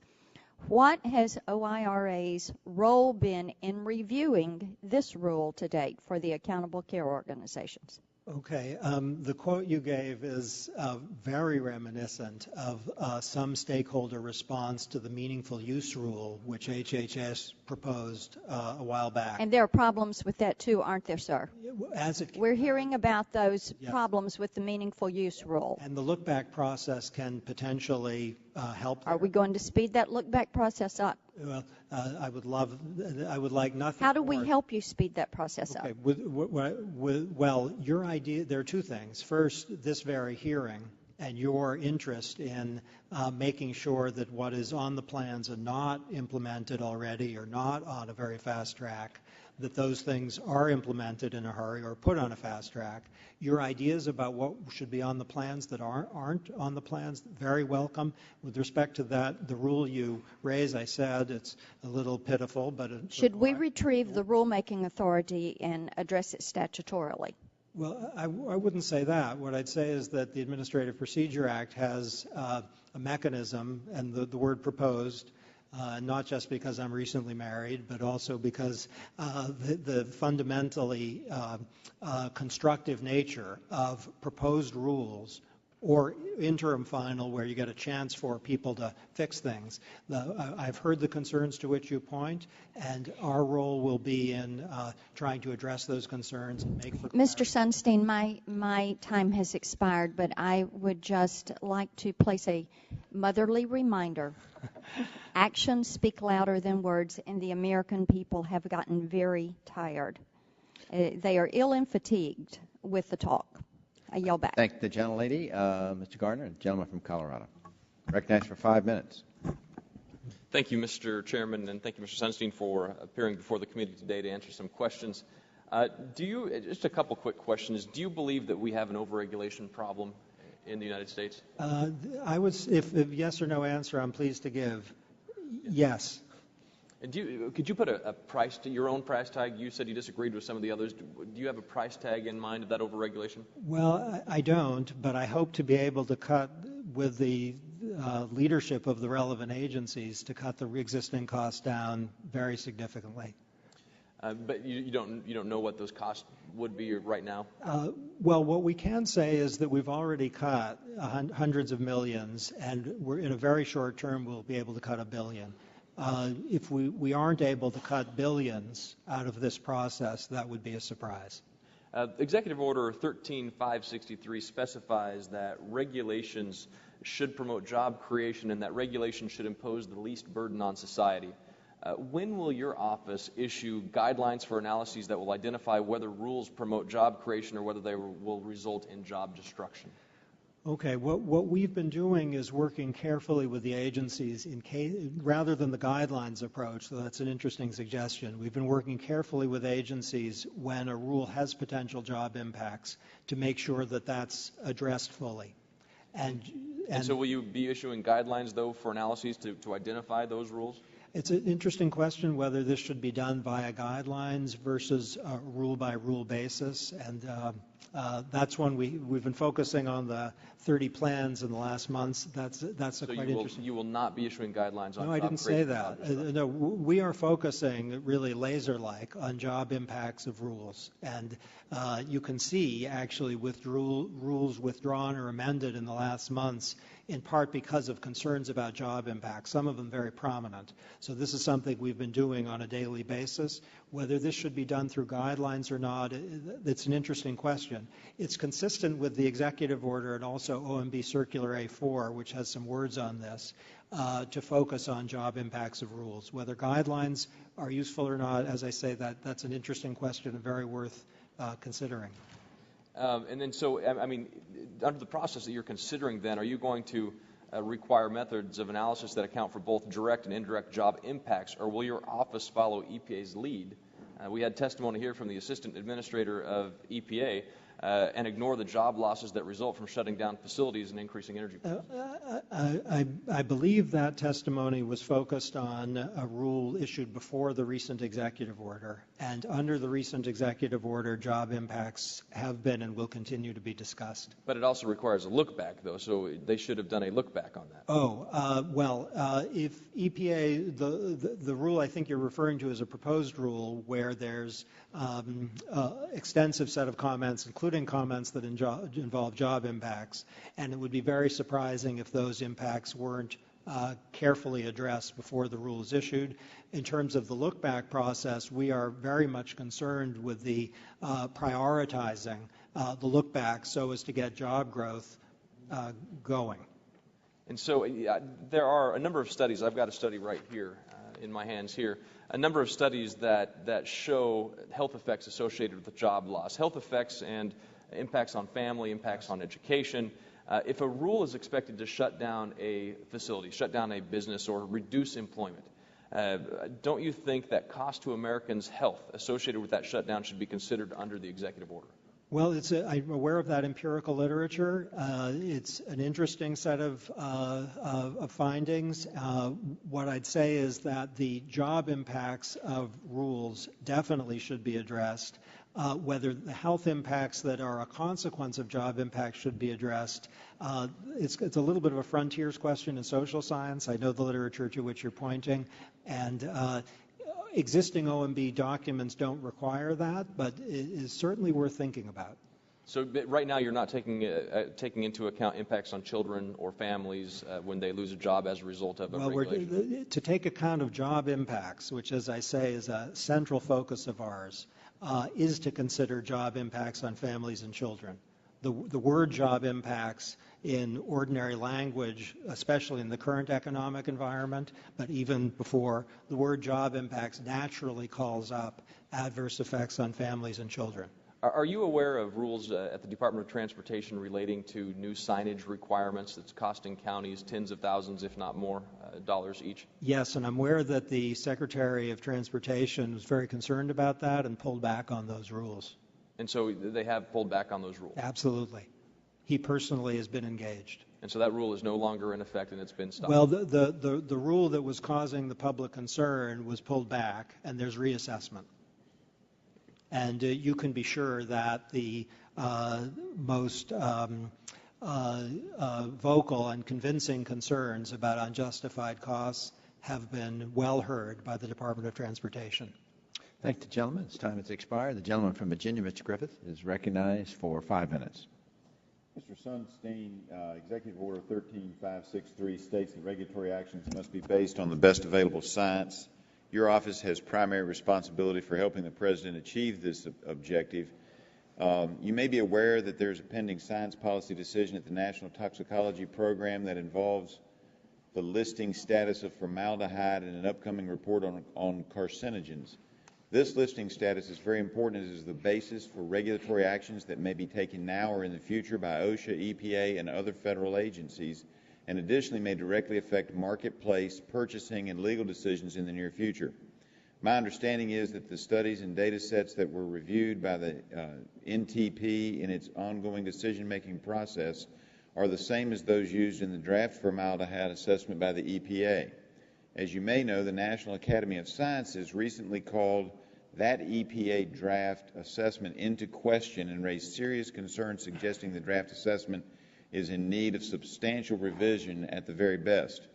I assume you agree the federal government must have consistent, clear, and coordinated scientific positions on matters of public health. Considering the inconsistent positions on fundamental science issues between these bodies, can you assure me that you will personally be involved in reviewing this issue and ensuring that any policy decision made by the NTP will reflect the best available and sound science, including recommendations and conclusions of the national academies? Also, OIRA from time to time has found it useful to engage the National Academy of Sciences to review scientific evidence and provide an independent assessment. Will you engage the Academy on scientific questions at hand in the NTP report prior to its release? Thank you for that. Our domain, our central domain, involves regulation and rulemaking, and the best available science is crucial to that, and we care a lot about the National Academy of Sciences. I work closely with the President's Science Advisor, John Holdren, and the Office of Science and Technology Policy to make sure the science is right. On the particular issue you raise, it's not rulemaking in the sense that's our normal domain, but I can promise you this, that in the next 24 hours I will discuss this with John Holdren. And let me let you know why I'm concerned about it. We heard earlier that regulations are good, and they are in some cases. I'm not sure they're always good for jobs, but sometimes they are, sometimes they aren't. But formaldehyde is of great concern. In Giles County alone, we have an industry there that employs over 600 people. We're also looking at probably an announcement in the next week that we're going to lose some jobs in that same county. It's a county of 17,000 people, and we're looking, based on regulations, losing over the course of the next couple of years. We have a good chance of losing, if these regulations go into effect, 700 jobs, and you can do the multipliers on that and then realize that the multiplier is higher in rural areas where the money tends to stay in the community. When I'm talking about the county, we're not talking about one town, we're talking about all the towns add up to 17. So the end of the county that has the 600 jobs based on an industry that uses formaldehyde is extremely significant. And it's not the only county in the 9th Congressional District of Virginia where jobs can be impacted by these regulations. So I do ask you to look into that. Let me switch over to another subject of interest in the district, and that is the milk regulations. We do appreciate that the EPA did decide not to regulate, and I assume you stand by your statement in your opening statement, both written and oral, as to that, and I appreciate that. But let me ask you this. It is also fair to say that those regulations treating milk because of the animal fats as an oil never actually went into effect, that they had been, so the phrase around here I'm learning is the can had been kicked down the road for some time, and without the April 12th EPA announcement that they were going to exempt the milk products that you mentioned in your written statement, without that exemption, they would have been regulated in November of this year. Is that not correct? I believe that's mostly correct. My understanding is that the coverage of milk actually was real, and in the law, enforcement, and this is a good thing, was not firm. So it was in kind of an enforcement limbo. Yes, sir. And without the action on April 12th, the enforcement would have begun in November. That's correct. All right. I appreciate that, and thank you very much, and appreciate your work on trying to save jobs. Like so many others, that is a main concern in our district, and we hope that you do have the President's ear and that you can convince him to roll back some of these regulations that have already gone into effect and not propose or not have them go into effect where they're going to cost jobs like the milk regulation would have done. I thank the gentleman. The gentleman from Texas, Mr. Green, is recognized for 5 minutes. Thank you, Mr. Chairman. Thank you, Mr. Sunshine, for being here. And I'd like to talk about the importance of regulations on protecting our economy. In advance of the hearing, both Chairman Upton and Chairman Stern stated we please the administration sharing our concerns that burdensome regulations are stifling investment and chasing jobs overseas. I have an industrial base, and I share that concern, although I am concerned about some of my Republican colleagues believe that all regulations, regardless of the protections they afford, hurt the economy. And let me give you an example. Years of deregulation brought the markets to the point of collapse in 2008. The Federal Reserve had the authority to stop the lending practices that fueled the subprime mortgage market, but Chairman Greenspan refused to regulate the industry. The Securities and Exchange Commission relaxed its net capital rule in 2004, allowing investment banks to increase their leverage ratios to 33-1. The Treasury Department opposed legislative efforts to require transparency and oversight concerning trading in energy derivatives. The Office of Thrift Supervision and the Control over Currency prevented states from protecting home buyers from predatory lending. And what was the result? In the fall of 2008, the financial markets in the United States collapsed. This economic crisis created a recession, causing 8 million Americans to lose their jobs and the stock market to lose 50% of its value. I also want to read to you conclusions from the Congressional TARP Oversight Panel. They concluded that had regulators given adequate attention to any of one of the three key areas of risk management, transparency, and fairness, we might have averted the worst aspects of the current crisis. Mr. Sunstein, this oversight panel concluded that lack of regulation was a primary cause of financial crisis. My first question is, do you agree with the findings of the TARP oversight panel, and was this a case where the lack of regulation harmed the economy and caused the nation to lose these millions of jobs? In general agreement with that. Okay. In the view of President Obama, that increase of government, that any increase of government rules and regulations, do they hurt the economy? Depends on the rules and regulations. Some do, some don't. Well, and hopefully we learned our lesson, although sometimes we keep having to learn our lesson. We saw during the financial crisis, targeted and effective regulations can provide important safeguards for our economy, and we hope we remember that government regulations can play an important role in protecting our country and our citizens. But also, on the other hand, I see a lot of what I think are really silly regulations come out and think, okay, how did they get to that point? And I tell people Congress is the only institute known to man that can turn an elephant into a giraffe. Sometimes I think committees coming up with these regulations can do the same thing.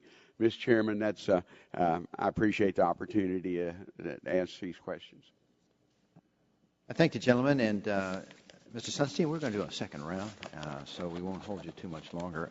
I'll start out with, I want to go back to the chart that was quivering up there. I think we've given you a copy of that chart. Did you know that that chart came from the web page, reginfo.gov? That's where we got it all? I did not, but reginfo.gov is one of my favorite web pages, and I trust it. Okay, so assuming that that information is correct, if you look at the graph again, you'll see that the one graph shows the number increasing in number of regulations that have economic significance that reviewed by OIRA from 2008-2009. Do you see that? I do. And then you would assume that came from your website that's accurate? I would. Okay. Then you go to the second graph and you see that during the same time, particularly in 2000, 2010, and 2009, the average duration for those reviews have gone down. Do you agree with that? That looks about right. I wouldn't put a lot of weight on the fact. Well, let me just finish. So you agree that the information came from your website that you approve, it's accurate. You agree that the first graph is correct and the second graph is correct. So I guess going back to the first question where you disagreed, I guess you would now agree that that second chart shows spend less time in review of these regulations, and you would have to agree with the chart. I'll tell you what I'd want to see before signing off on that. The left-hand chart says economically significant rules reviewed by OIRA, and the right-hand chart says average duration of OIRA regulatory review. Most of the rules we review are not economically significant. So what I believe is the case, though I'd want to see the chart to make sure, is that in 2010, our average duration for rules in general is pretty close to the predecessor. I believe that's true, but I want to see the chart to make sure. Well, I'm glad you agree that the charts are accurate. I think you're parsing your words here by saying the actual wording of our titles you might not agree with. It's not semantics. It's that we review mostly significant rules that are not economically significant. So economically significant are just well under 50% of the rules we review. So what we'd want to compare is the significant rules to the average review time or the economically significant. All right. You get the point. Okay, sounds like a Chicago professor at law. I think the point we're trying to make is that basically that you've had more economically significant rules in the years from 2008 to 2010, and at the same time, the actual review and economic impact and analyzing has gone down. So that's our point we want to clearly make. We want you to understand that you might come back with a little different interpretation, but these came from your webpage. Let me move on to my next set of questions dealing with end-of-life care rules. During your last appearance before the committee, you testified that the decision to include end-of-life care rules into Medicare regulation was inappropriate and that the American people deserve to see the content of the rules before they are finalized. That's what you said. Do you still agree with that statement? Absolutely. Okay. But are you aware on March 3rd, 2011, an appearance before the Subcommittee on Health, Secretary Sebelius freely admitted that she made the decision to public this regulation without notice or public comment. Were you aware of that?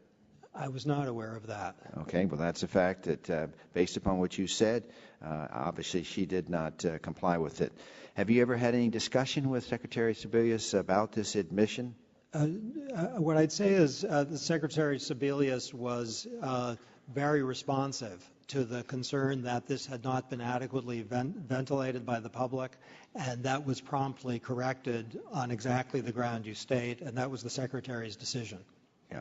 So here we have end-of-life care rules in Medicare, controversial to say the least. And she agreed that she had not even sought public notice. Don't you find that, is the word preposterous? Well, I think what happened was that long before anything like that went into effect, the correction was made, and that's a good thing. But you agree that she was incorrect by not asking for public comment? Well, HHS, I think what they formally said was not that they hadn't asked for public comment, but that it hadn't been adequately ventilated by the public. This is a very... Ventilated? Okay. Ventilated, not in the sense of air, but in the sense of...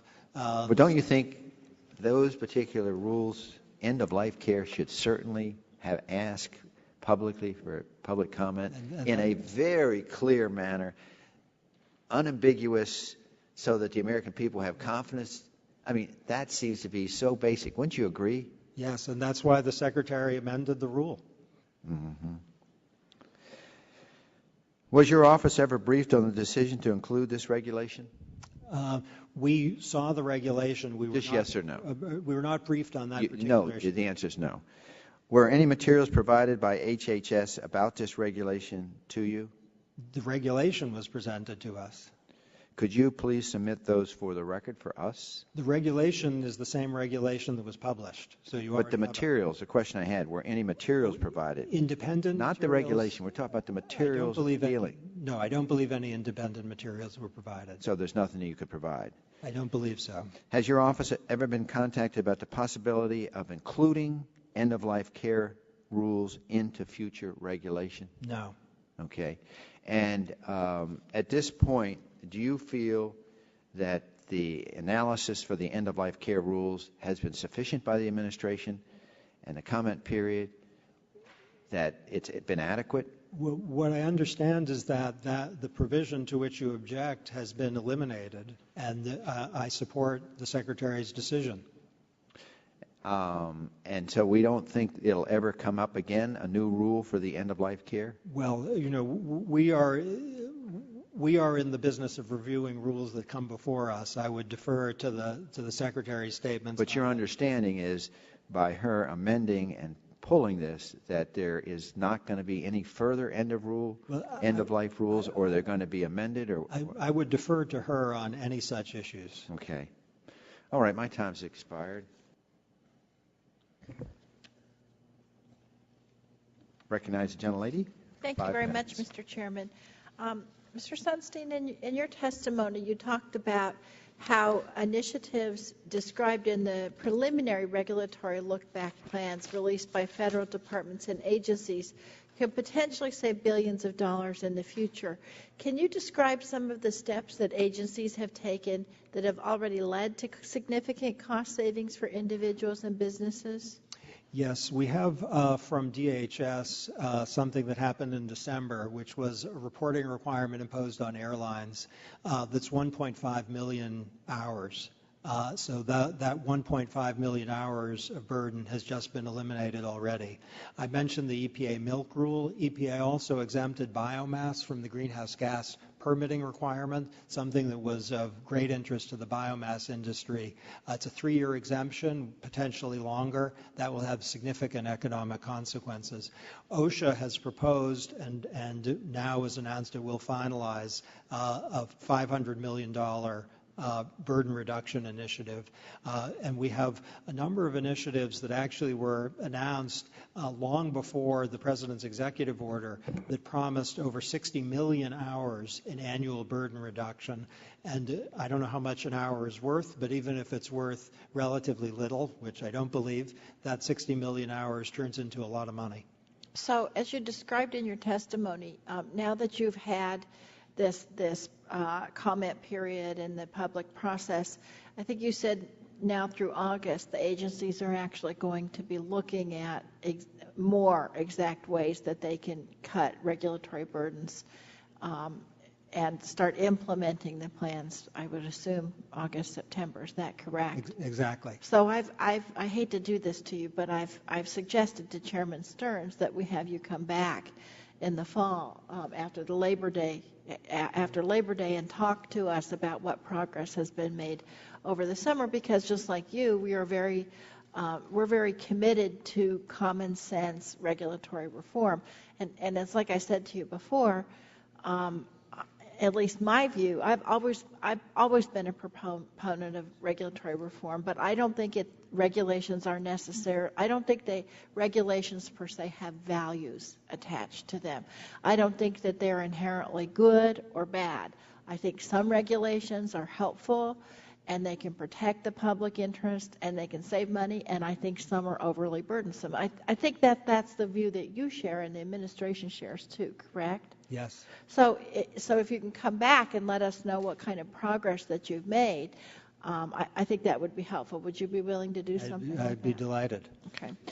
One of the priorities that the executive order said is that he wants to the President wants to tailor regulations to impose the least burden on society, and a lot of our concern on both sides of the aisle is the concern about regulatory burdens on small businesses.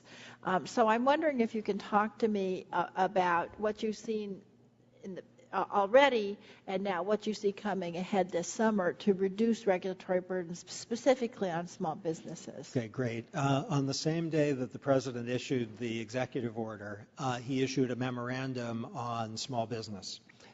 Protecting small business from unjustified regulation. And what the memorandum does is two things. First, it reiterates and underlines the requirements of the Regulatory Flexibility Act, an extremely important statute for small business. And second, it goes further by saying if an agency is not going to have flexibility for small business, such as a delayed compliance date, a partial or total exemption, simplified reporting requirements, it must specifically explain itself. Now, we've seen in the last months some prominent actions by cabinet-level departments eliminating burdens for small business, sometimes reporting burdens, sometimes not reporting burdens, sometimes regulatory burdens, and in two important cases by pulling rules back so as to engage with the small business community to see if there's a way of doing it that would be minimally burdensome on them. You know, one of the things I noticed, I was thinking about this, when I talk to businesses in my district, small and large, one of the great frustrations is obsolete regulations that have reporting requirements that are based on a lack of technology. And now that technology's moved ahead, they're saying, why can't we just report electronically? Why do we have to fill out all these forms too? Is the administration doing anything to specifically address those concerns? Absolutely, and we've heard the same thing. It sounds more small potatoes than it actually is. Small business says we could do it electronically, it'd be easy, it'd take us a short time. You're having us do all this paperwork, which is a mess for us. If you look through the plans, you will see numerous initiatives from numerous agencies that say we're going to go from paper to electronic. And we have a little precedent here, actually not so little. The Department of Treasury has a paperless initiative that's going to save $500 million in the next years just by eliminating the use of paper. So that's taxpayer dollars. Yeah. We hope to transfer that to the private sector. Let me just ask you, Mr. Sunstein, if you can get somebody from your staff to send us an email. Don't send us paper. send us an email listing all of those initiatives so that we can actually know what's going on and Great. communicate that to our constituents. Thank you very much for coming back, David. Gentlelady's time has expired. The gentleman from Texas, Dr. Burgess, recognized for 5 minutes. Thank you, Mr. Chairman, and Mr. Lindstein, we're appreciative of you spending so much time with us today. Let me, you wrote a piece for the Wall Street Journal, 21st Century Regulation, an update on the President's reforms. You talked a little bit about let's stop crying over spilt milk, but just to set the record straight, everyone in this town loves to blame all of the problems in the world on the previous administration. But sometimes we need to give credit where credit is due to the previous administration. And the spilled milk rule actually was proposed in the Federal Register January 15th of 2009, which was a few days before the President took the oath of office. Is that correct? Yes, and our final rule is much more aggressive in its deregulation than the Bush proposal. All right. We'll give the former President credit when we talk about that. I do have to follow up on some of the ACO questions that Ms. Blackburn asked, because this is, the ACOs, in fact, Tevi Troy, and Mr. Chairman, if I may, I'd ask that in today's Politico, Tevi Troy, a former Deputy Secretary of Health and Human Services, now at the Hudson Institute, a senior fellow at the Hudson Institute, said it's time to redraft the rules that cover ACOs. It gives a very good description. ACOs, actually, a concept started with the Physician Group Practice Demonstration Project under Secretary Michael Leavitt in the previous administration. ACOs, while perhaps not my individual favorite, may have been a bipartisan approach to bringing down the cost of delivering health care in this country, particularly within the Medicare system.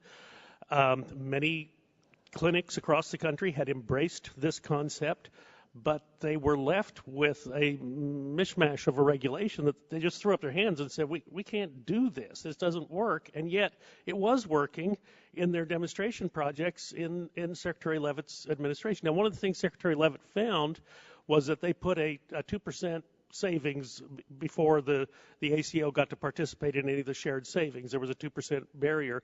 And under the rule, it's now 2% to almost 4%. So what they found under Secretary Leavitt was only 4 out of the 10 practices, as I recall the Physician Group Practice Demonstration Project data, only 4 were actually able to meet that bar. And now we've, in fact, increased that bar and made it higher. Is that really a positive step in this regulation?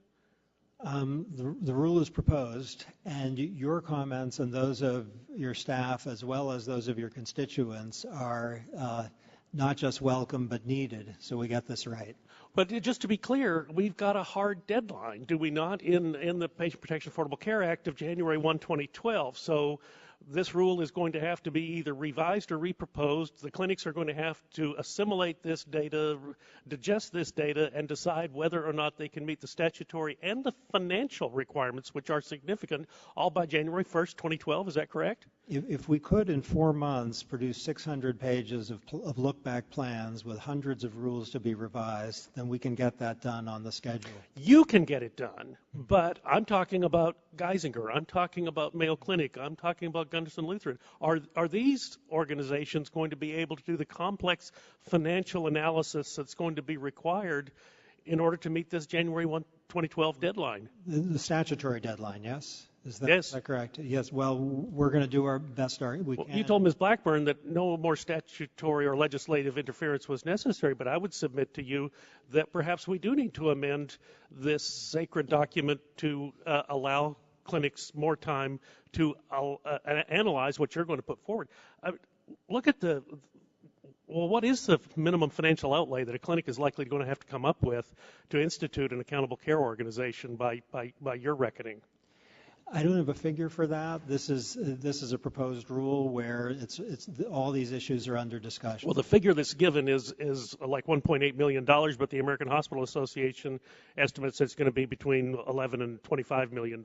So it's a significant financial investment. And here's one of the problems with ACOs. I mean, I'm a doctor. Doctors should be in the driver's seat with ACOs. If they're going to really deliver on the promise, as a patient, I want my doctor to be in charge. I don't want my health plan to be in charge.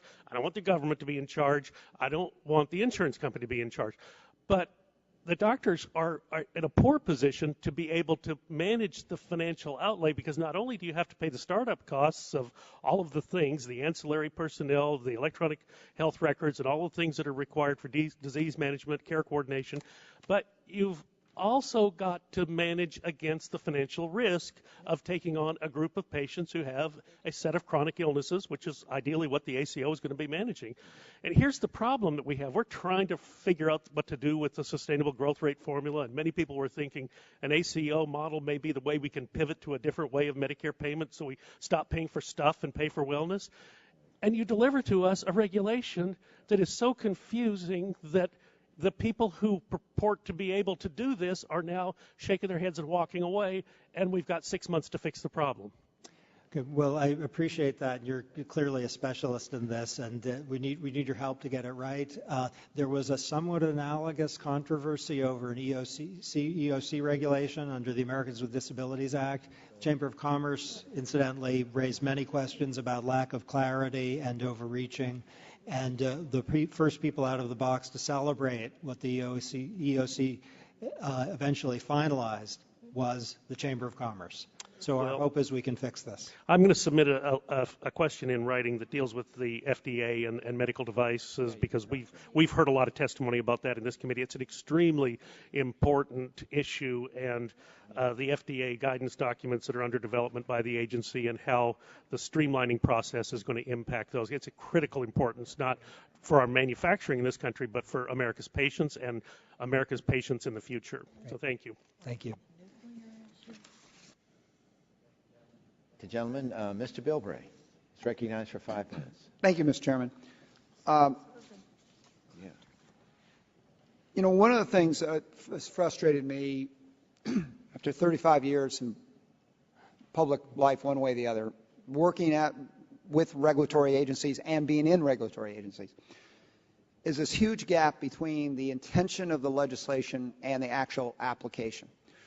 A good example would be, wouldn't you agree that any environmental law that's being implemented in a manner that hurts the environment, you know, may not be, obviously it was not being implemented in the manner that with the legislative intent.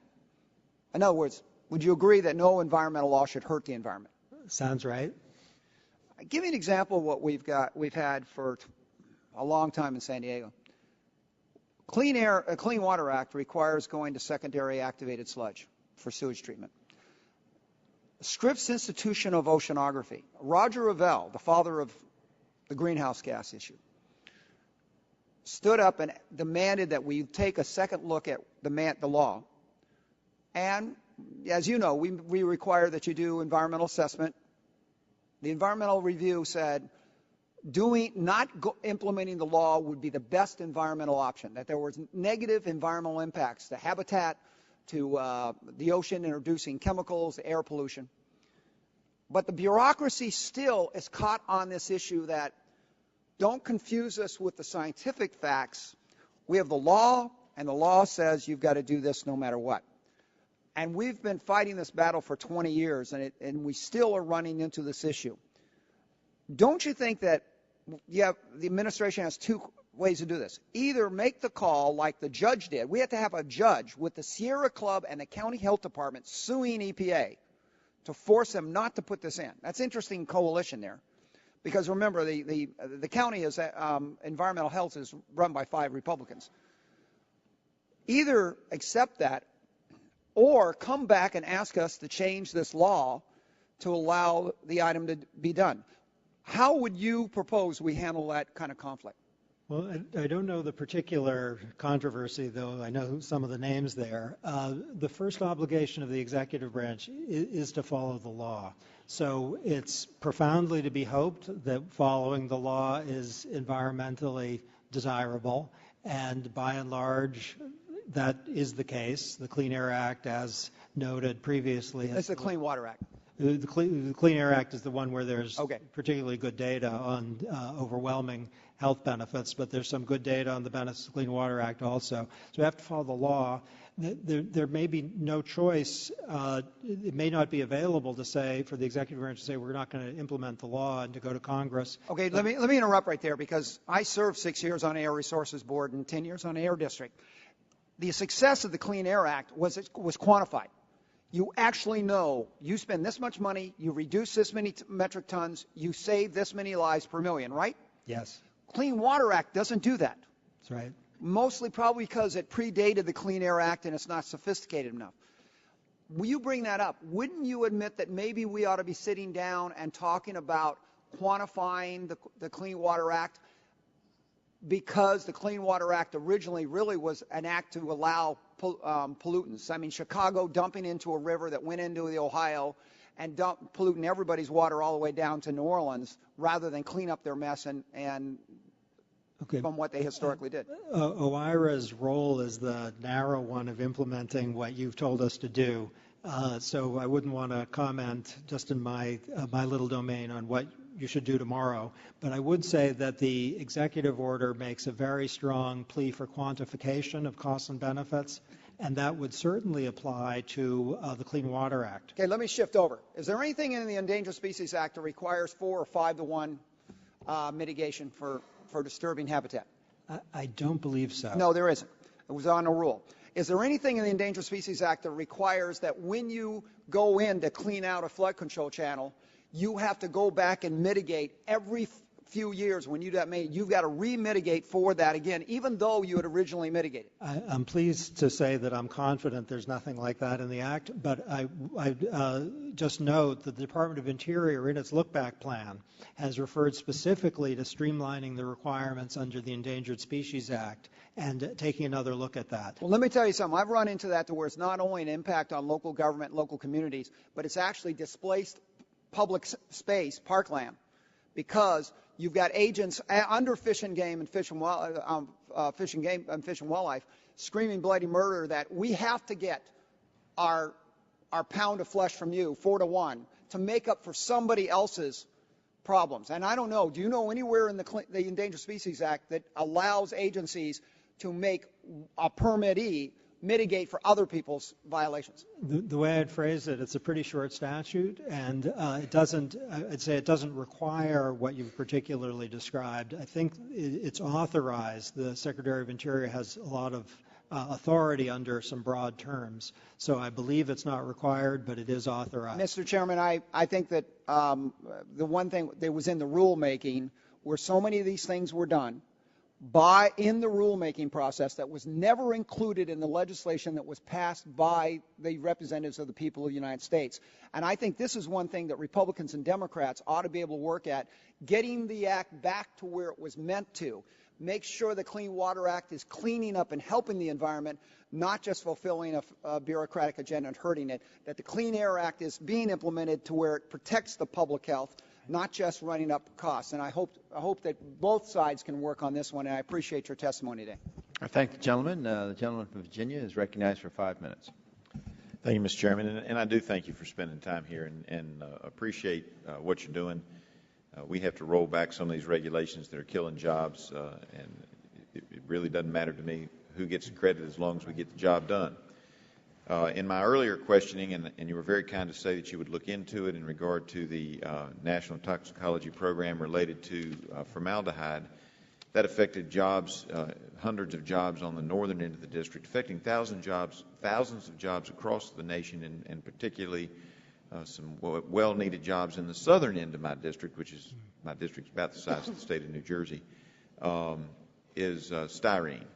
And interestingly, the science there is also similar, and it's believed that there may be the National Toxicology Program may be labeling that as a reasonably anticipated carcinogen, although there's huge debate on that in the science. In fact, most of the science indicates that it's not a problem.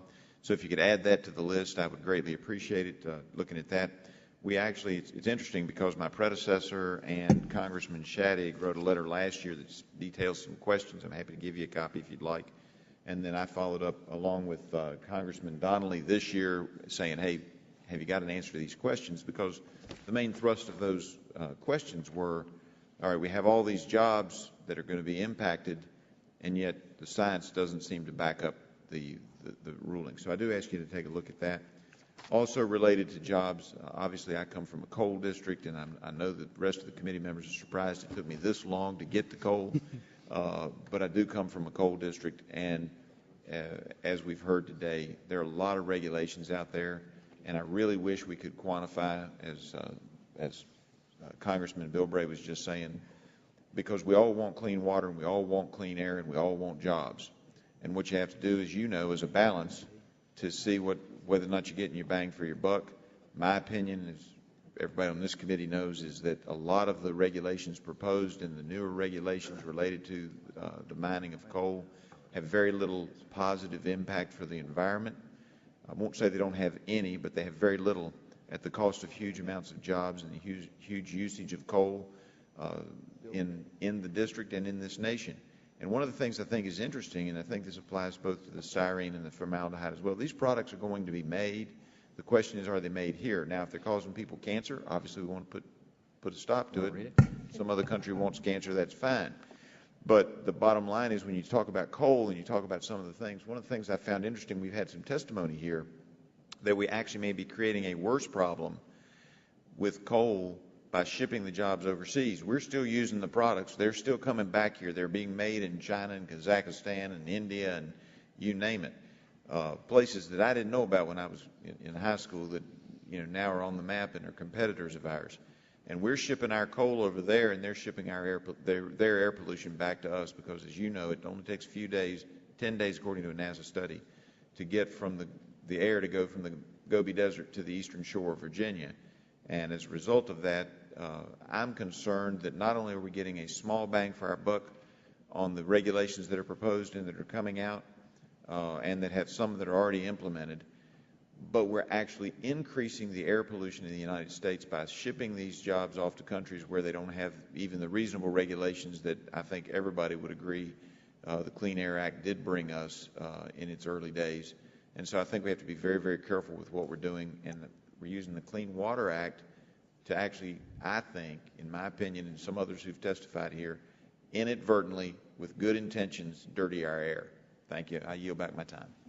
Gentleman yields back his time. Mr. Bilbray, you had a point of order? Or? I just want to point out that I agree with you about the fact that we're here to implement the law, and sometimes there's problems. And God knows at Air Resources Board, I didn't want to touch clones and hairsprays for consumer products. And you start messing with the ladies' Chanel number 9 or whatever it is, you're getting real problems. But in Arizona, U.S. versus the Arizona, just filed last year, this administration claims in that the executive branch has the ability to pick and choose which laws it wants to enforce. And I would ask you to take a look at that filed, because to me it was extraordinary, but that's the position of this administration, that the executive has the right to choose when not to enforce the law. And they've got that on record. So if it can be applied to the issue of immigration, my question is, why wouldn't it be applicable to these other regulatory groups? And I leave that with you just to take a look at it and see how that position may affect your latitude in straightening out some of this problem. I yield back, Mr. Oh, right, gentleman yields back. Did the gentlelady, ranking member, have any concluding comments before we miss? I'm going to let you go. I just have one comment. You previously testified that you disagreed with the Crane report that stated that the current regulations are costing American businesses $1.7 trillion. Are you aware that the Crane report was a report commissioned by the Obama administration's Small Business Administration in 2009? Yes. What I'd say is, I wouldn't say I disagree. I'd say I hope this isn't a subtle difference. I don't agree. I don't think it's been supported. That number hasn't been supported by. Well, I think your answer would be you do not agree with the Crane report. Yes, the number I don't believe has a solid foundation. I just want to put on the record that you disagree with the Crane report. Yes, I disagree with the analysis in the Crane report. All right. Well, thank you, Mr. Sustain. You have won the prize here for forbearance today. So thank you very much, and we'll welcome the second panel. Thank you.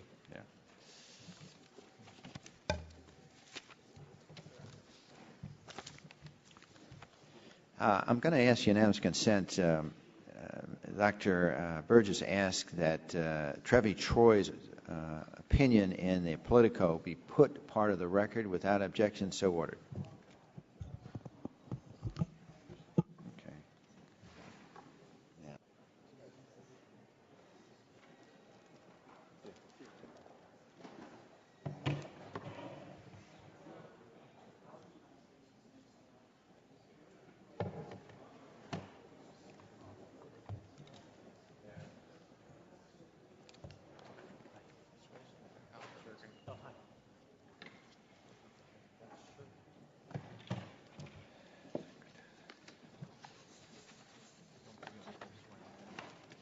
Yeah, good point.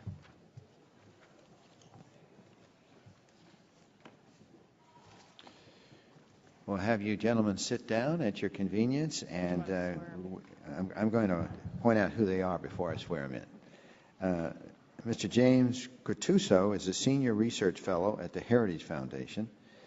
Mr. William Kovacs is the senior vice president of the U.S. Chamber of Commerce. And Mr. David Golston is Director of Government Affairs at the National Resources Defense Council. And with that, gentlemen, you are aware the committee is holding an investigative hearing, and in doing so, we've always had the practice of taking testimony under oath. Do you have any objection to taking testimony under oath? No.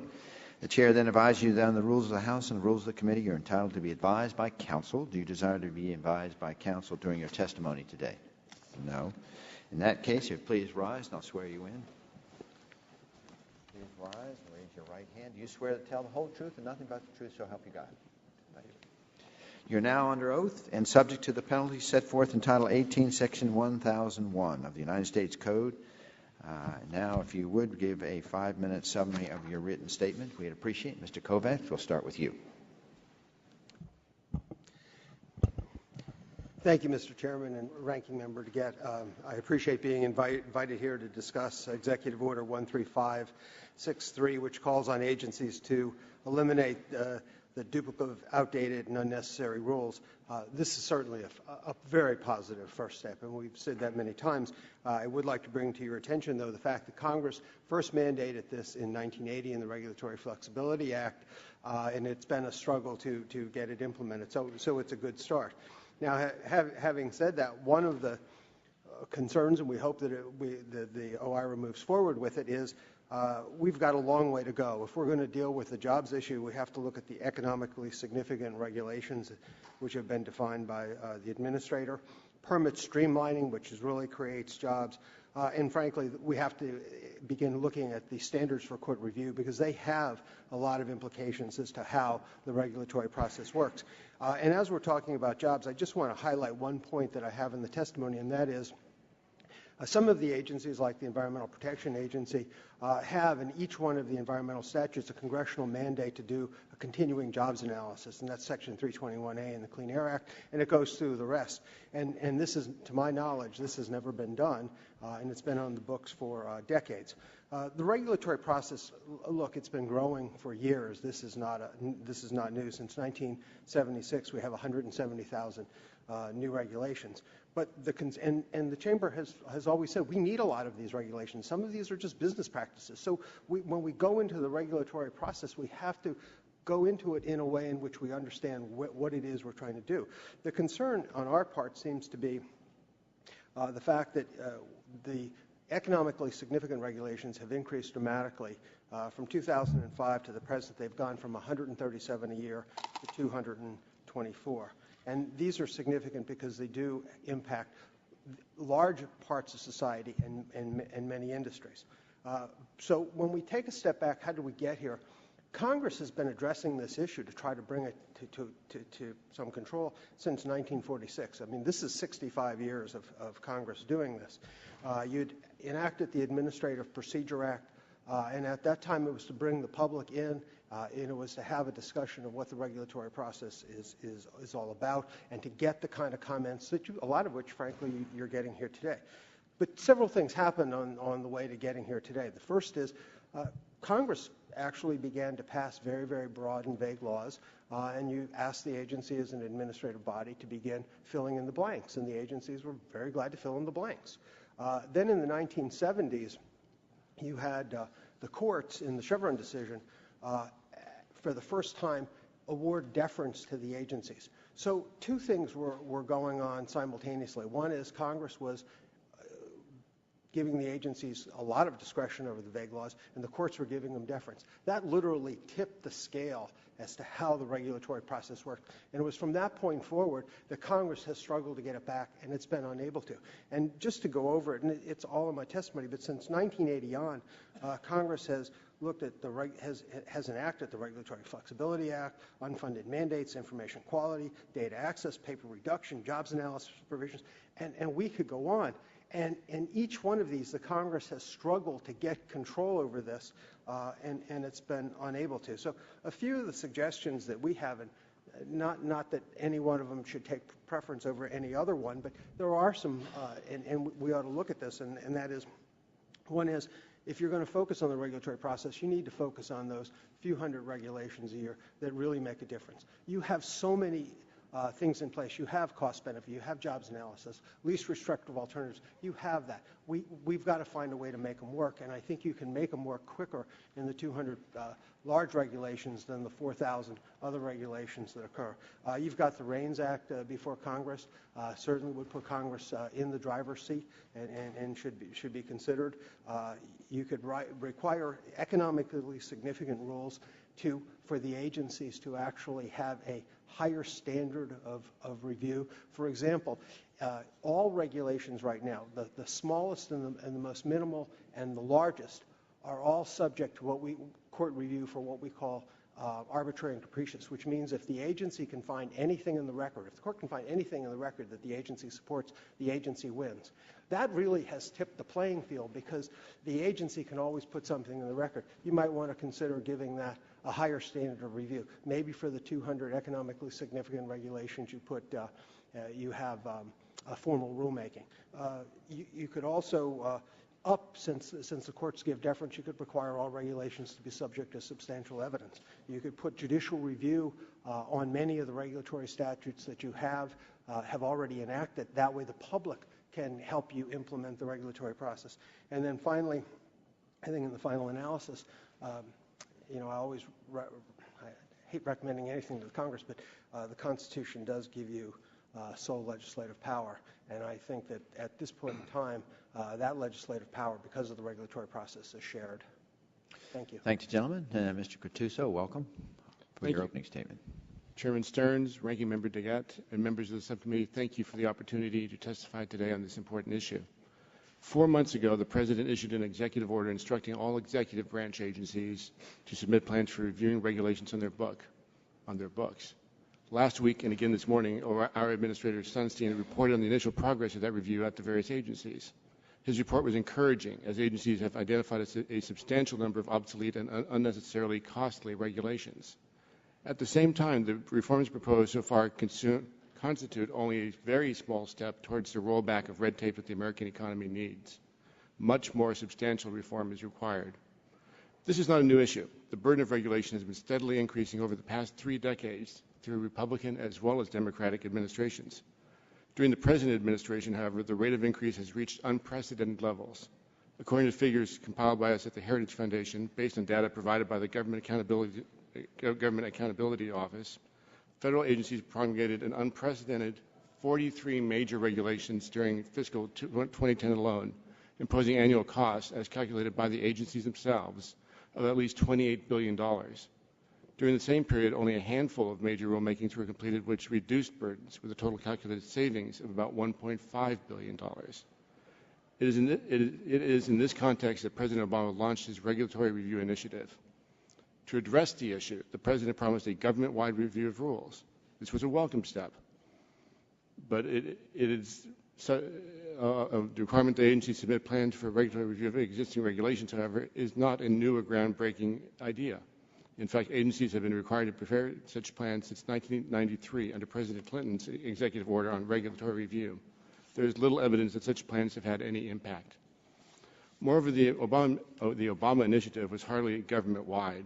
It excluded independent agencies such as the Federal Communications Commission, the Securities and Exchange Commission, and the new Consumer Financial Protection Bureau.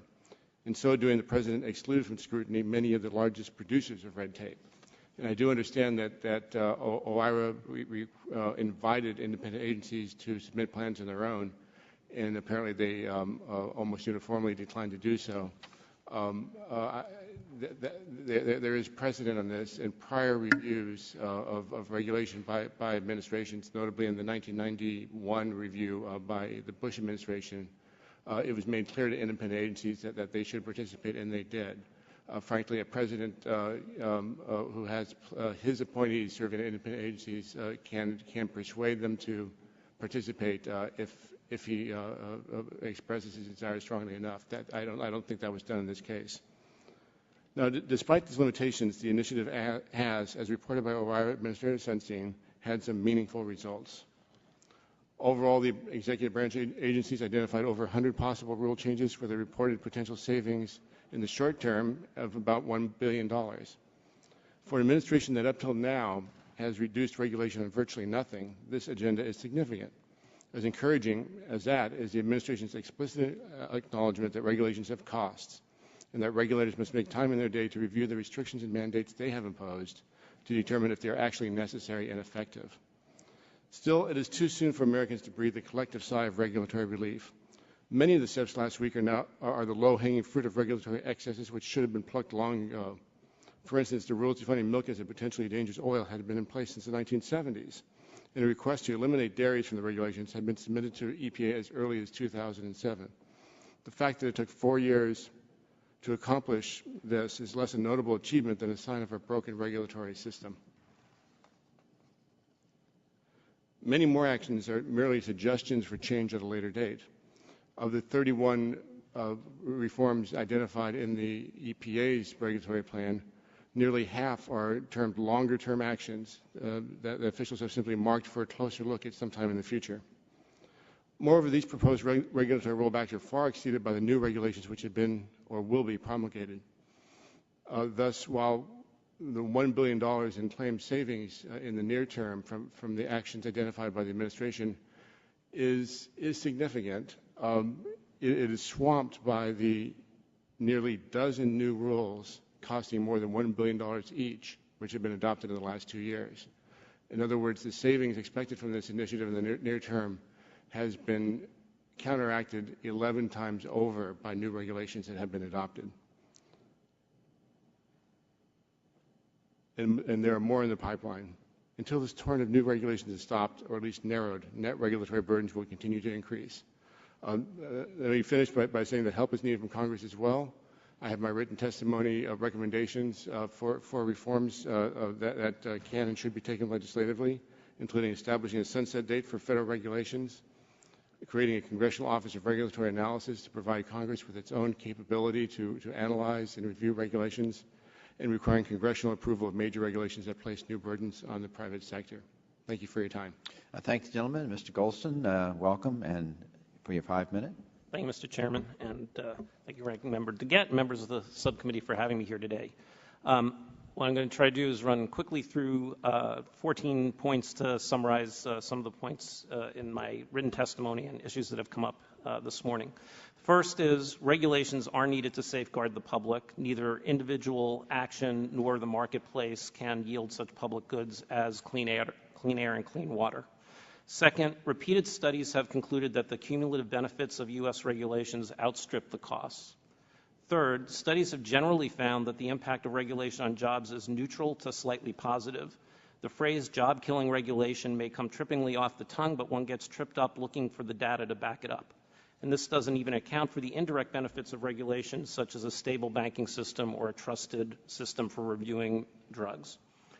Fourth, studies have found that the estimates of what a regulation will cost tend to exceed the actual cost of implementing a regulation, often by a large factor. This is because the estimates cannot account well for technological change, and they're based on information from parties with an interest in producing higher estimates. Fifth, Congressional Research Service has found that the number of major regulations has not been increasing wildly, and the CRS count of major regulations differs from the count in the Chamber of Commerce's testimony. There may be a difference in definition there, perhaps.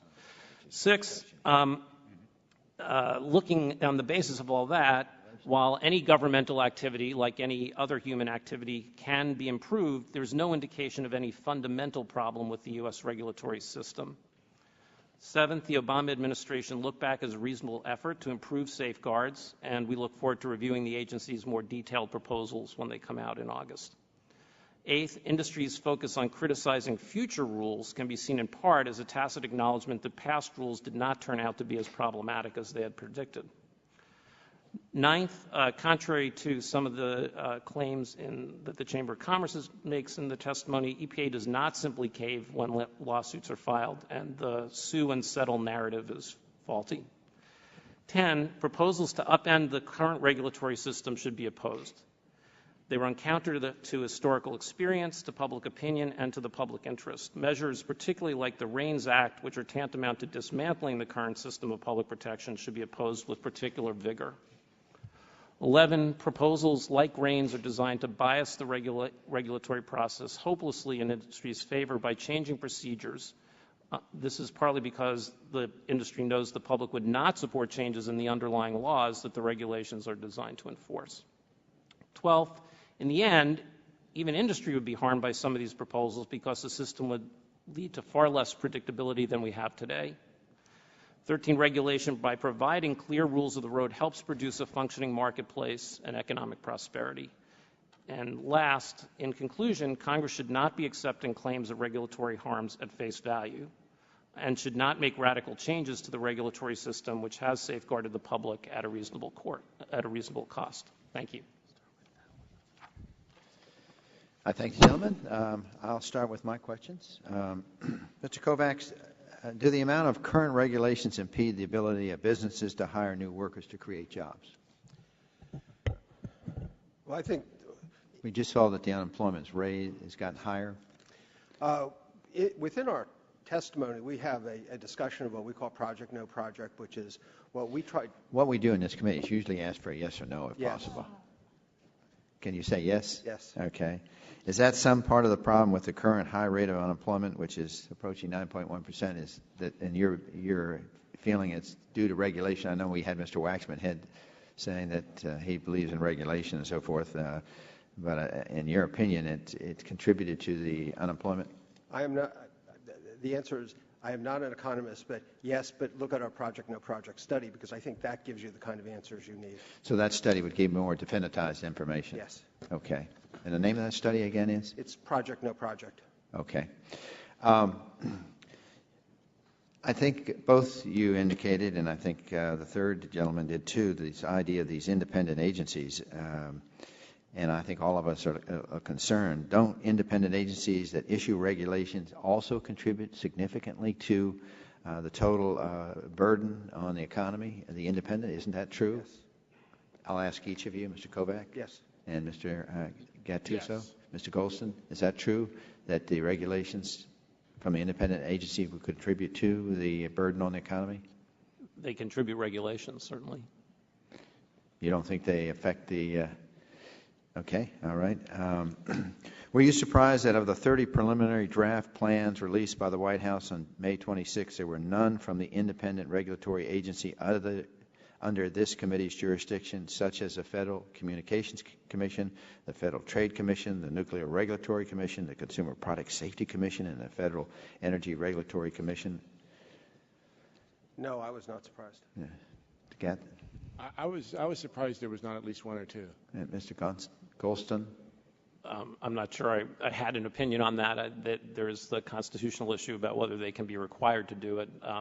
There's no reason that they couldn't obviously choose to submit plans.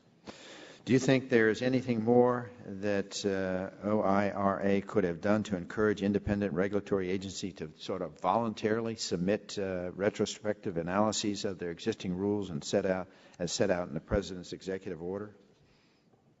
I'll start with you, Mr. Kovacs. No, the President suggested it, and they decided not to do it. Yeah, Mr.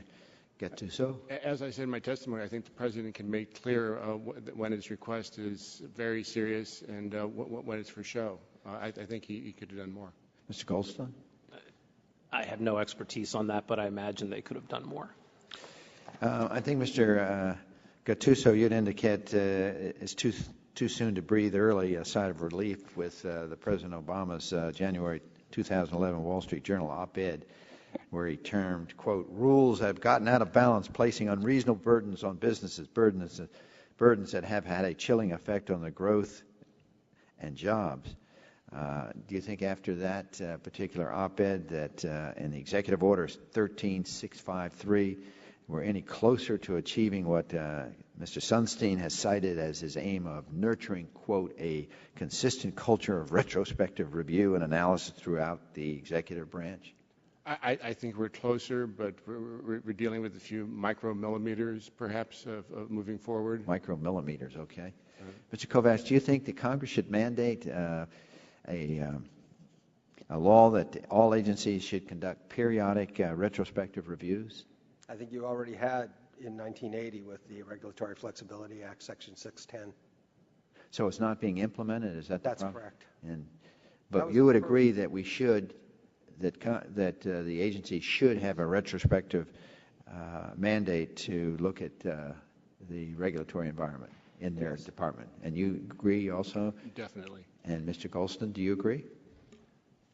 There's no harm in retrospective reviews if they don't become the whole sum and substance of what agencies are doing. Many statutes require regulations to be updated periodically, which in effect means that the previous reg is being looked at. Okay. You agree, Mr. Kovacs, as I understand your testimony, you believe there are two distinct categories of regulations, and that the primary focus of oversight by Congress and the administration should be those regulations that are economically significant. In your view, what would be the most effective way to address this? There are several ways. One is that they have a higher standard review within the courts. For example, when a court reviews a regulation, they treat their review the same as if it's greenhouse gases or if it's training for an employee. And what needs to occur, because when the courts gave deference to the agencies, they literally tipped the balance in favor of the agencies and against Congress. And the way to address that would be to require the agency on those major rules to go through a higher standard of review, which would be a formal on-the-record hearing, or something like OSHA has, which is a hybrid hearing, and then to have the court review it under the substantial evidence test. My time's over. It's just remarkable that, as you pointed out, the Regulatory Flexibility Act mandates that these agencies do it, and no one's doing it. And so, I mean, it's really disturbing to think that we've mandated Congress, and yet none of these agencies are complying. Well, the first testimony I ever gave 13 years ago was on that issue. And 13 years ago. All right, my time has expired. Gentlelady is recognized for 5 minutes. Thank you very much, Mr. Chairman. Mr. Kovacs, I agree. Regulatory reform works at a maddeningly slow rate, and I also agree with your written and verbal testimony. It seems to be a bipartisan problem. It seems to happen under Republican and Democratic administrations. Isn't that correct? That's correct. So following up on the chairman's question, here's the problem sometimes with yes or no answers. So here's a question for a yes or no answer. Sorry to pick on you. Is today's jobless number that came out, which we're all upset about, caused primarily by overregulation, yes or no? I have absolutely no idea. I'm not an economist. Right. Okay. Thanks. Let me ask you, you said we should really target these economically significant regulations, which have increased since 2005, again, on a bipartisan basis. Those are regulations that cost $100 million or more. Is that right? It's a broader group than that, but okay. The administrator, it also includes novel. I mean, that's a term of art. Right. And I can't disagree with that. I think that's probably a good idea, but I would also say that the cumulative effect of other regulations, smaller regulations, can be, even though it's not one regulation, if a small business has to comply with a number of regulations, that for them might add up to a heavy burden. So we shouldn't ignore the smaller regulations while we're focusing on these economically significant regulations, correct? That's correct. And that's why I was saying that when the standard of review and how the agency approaches it is very important. Right. Gotcha. And so that's one of the ways you might be able to. Yeah, and I think that's an excellent suggestion. One of my questions is because there's been different legislation proposed, and one of the things you and Mr. Gattuso also said that you supported was the idea of having both houses of Congress to approve any regulation that has this impact that's an economically significant regulation, correct? That's correct. One of the approaches. And in your written testimony, you said that there were about 180 regulations like that were issued in 2008, which was the last year of the Bush administration. Is that correct? They're the government numbers, yes. Okay, so your answer is yes. Okay. Now, here's what I'm concerned about. In 2008, that same year, we were in session 118 days, but there were 180 such regulations. And I would assume it is not your view that every economically significant regulation should be repealed, right? Some of them are useful, right? No, we're not. I'm not here today saying you should repeal anything. What I'm saying, right? What you're saying, but what you're saying is there should be a higher standard of scrutiny, which I agree with. My concern is if you require all of those things to come to Congress, and Congress is only in session a few days a year, we might not get to reviewing all of those regulations. Do you understand that? There's nothing being proposed that would go retro. Well, no, let's say there's a new regulation that the Obama administration is proposing, and it's an economically significant regulation. So it would come to Congress for review. If Congress did not review that regulation, what would happen is it would be null. Isn't that correct? That's correct. Under that legislation. Well, it wouldn't be null. I don't have much time left. So that might affect a regulation that was a bad regulation or a good regulation, right? It's a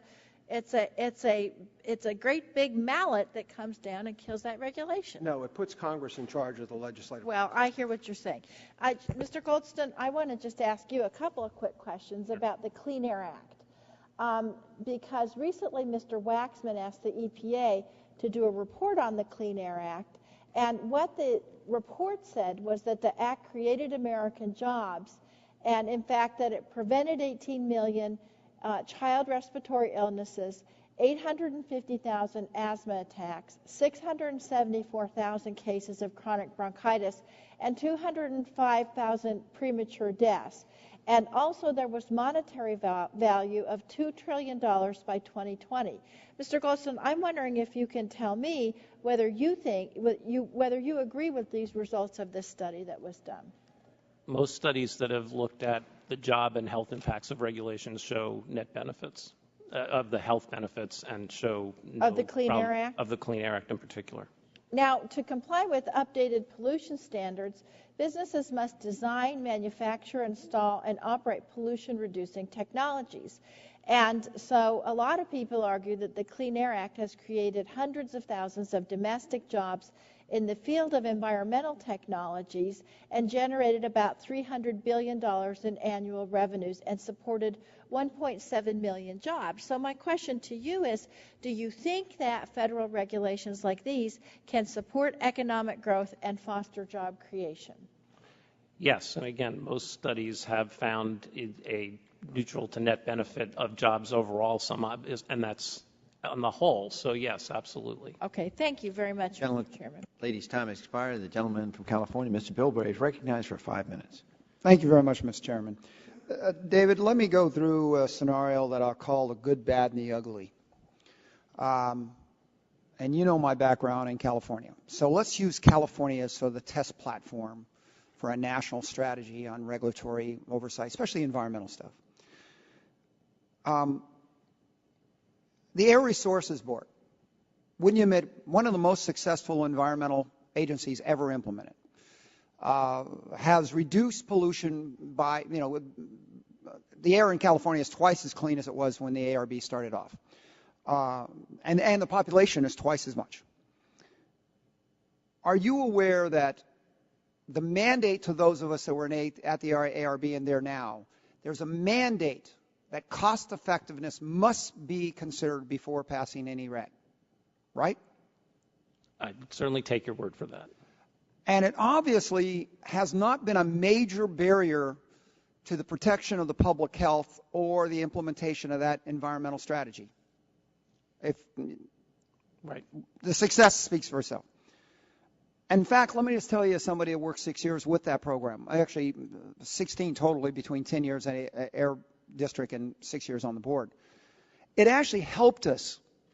And I'll tell you, one of the things I get upset about is I find people here freak out about that as if it's anti-environmental, where I found that one of the great tools, even for myself, I got held up by that and stopped from doing implementing a regulation that I thought was good because we had to look at that. Don't you think that both Democrats, Republicans, and everybody else at Washington could learn something by looking at that cost-effective mandate and the way ARB has handled it as being something that both sides should be able to agree at, looking at making that, trying to learn from that and integrating it into our federal program? So, I mean, everybody obviously should look at the range of experiences. I think the Federal Clean Air Act has been effective as well, and CARB obviously is operating under its general auspices. The way the but would you agree? Wait a minute, when you say that, and I'll come back on you and say, was there another agency that's implemented the Clean Air Act that's had as much reduction as CARB? Not that I'm aware of. But I'm aware of either. But the point is, under some portions of the Clean Air Act, the standard that is selected is based on health, but then the decision on how to implement it, which is what you're talking about, economics are allowed to take into account, and there are other parts of the Clean Air Act where economics are allowed to be part of the process. You admit that the EPA and the federal government has recognized the leadership of CARB to the point to where we've had carve-outs, we've had and not just the federal government, but other states have adopted our standards as being the gold standard for clean air, right? That's my understanding. Okay. Now let's talk about the ugly. AB 32, an environmental strategy, was put in through our legislation, but CEQA still applies to our implementation of our greenhouse stuff. Now, that was created a situation where now my scientists who have developed alternatives to fossil fuels using California financing and research is forced to leave the state to go to production. They're actually leaving and doing their production in New Mexico for a good reason. Because under the regulations of CEQA, it will take 10 years plus to go into production of algae, where in New Mexico it is 9 months minus. Big difference.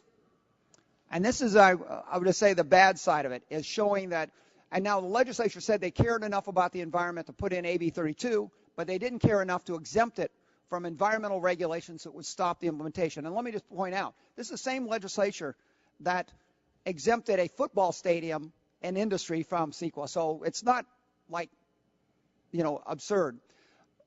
Doesn't this tell us something that when we go to implementation or we pick our goals, we've got to do what it takes to make implementation practical? I don't know the specific case you're talking about. As a general rule, certainly, I must say, as a New Yorker, it doesn't hurt me to hear tales of the oddness of the California state legislature. But I don't know the specific case. Well, I think it's the mindset. The problem is the fact that not understanding that the great goals, the great standards are easy for legislators to do, but it's tough for them to take the hit on the fact that regulatory obstructionism is a major barrier to innovative environmental and economic growth. I guess the other issue that I'd bring up is a good example of, and you were aware of it because you were working on this, we're required to go to secondary sewage across with activated sludge. When you have the Scripps oceanographers telling us that it's going to not only hurt the environment, but when we do the environmental assessment, implementing the federal law on secondary in certain instances hurts the environment to the point where Sierra Club and the Environmental Health Department of the County of San Diego sued the federal government to stop it. Don't you think we really need to go back and start looking at that outcome-based, that cost-benefit, and how it really affects real world rather than just what it was meant to do? So again, I don't know the specific case, but the notion of judging by outcome, I think, makes a lot of sense, yes. Thank you. I thank the gentleman, and the gentleman from Virginia is recognized for 5 minutes. Thank you, Mr. Chairman. Mr. Goldston, I believe, in very mildly put, that rules have gotten out of balance, placing unreasonable burdens on business, burdens that have a chilling effect on growth and jobs. My understanding of your testimony is you disagree with that? I would say as a broad conclusion, I disagree. That doesn't mean there are no rules that could be changed. And so that I'm being fair with you, I will tell you that that actually is a line that I agree with. Probably my version would be put on steroids, but that's a line out of President Obama's January 2011 Wall Street Journal op-ed piece. So it's not just me, it's also the president that thinks that we need to do something about this, and that's why I was very pleased that Mr. Sunstein spent so much time with us, because it's probably one of the few things I might agree with the president's administration on, but I believe this is an area where we can all come together and recognize that, you know, it does have, these regulations do have an effect on jobs, and my district in particular, which is the 9th District of Virginia, which is a large district, some would call it rural, others might not. It's heavily dependent on manufacturing and mining. We do have a university or two in the mix, but it's heavily dependent on that, and we're seeing the effects of these regulations. You indicated in your comments that you felt like that if we started, you know, rolling back some regulations, it might make things less predictable. And I'm just wondering if you had the opportunity to hear the testimony in front of one of the committees where Notre Dame came in and testified that in 2004 they attempted to comply with what they believed the EPA regulations were going to be in regard to boilers. And of course, the EPA has backed off of its boiler MAC regulations. But they were very concerned about it because they spent millions of dollars to comply with what they thought the EPA wanted, only to find out a few years later that that wasn't good enough and that they weren't going to be able to qualify as a valid boiler if the new regulations had come into effect. And, you know, these are folks who are really trying, and I just can't agree with you. I believe that we need to do more to make things predictable. And Mr. Kovacs, if I might ask you, on page 12 of your prepared statement, you've got a copy. I believe I've seen this or a similar chart before of all the new regulations coming into effect at that time. And again, Boiler MAC is now, if not, it's on the back burner, if not off the stove completely.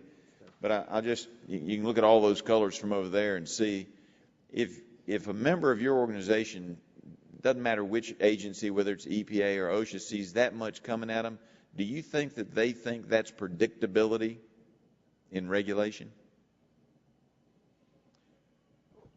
Well, it's clearly not predictability. That's why I asked it.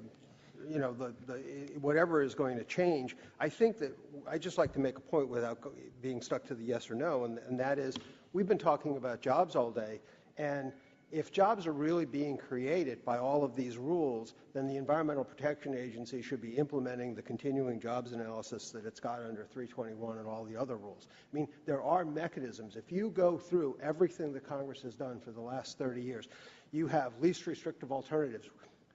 It's never applied. You have unfunded mandates. Anytime it's over $100 million, there are an entire list of issues to be done. You have within each of the environmental statutes some form of this continuing jobs analysis. We have it there. It's not being done. And so there are ways to bring resolution to this issue. But going back to your question is, yes, that is an enormous amount of regulatory uncertainty. But if you look going forward between this healthcare, which I'm not an expert on, or financial services, we went from the 137 to the 224. That chart's going to go this way.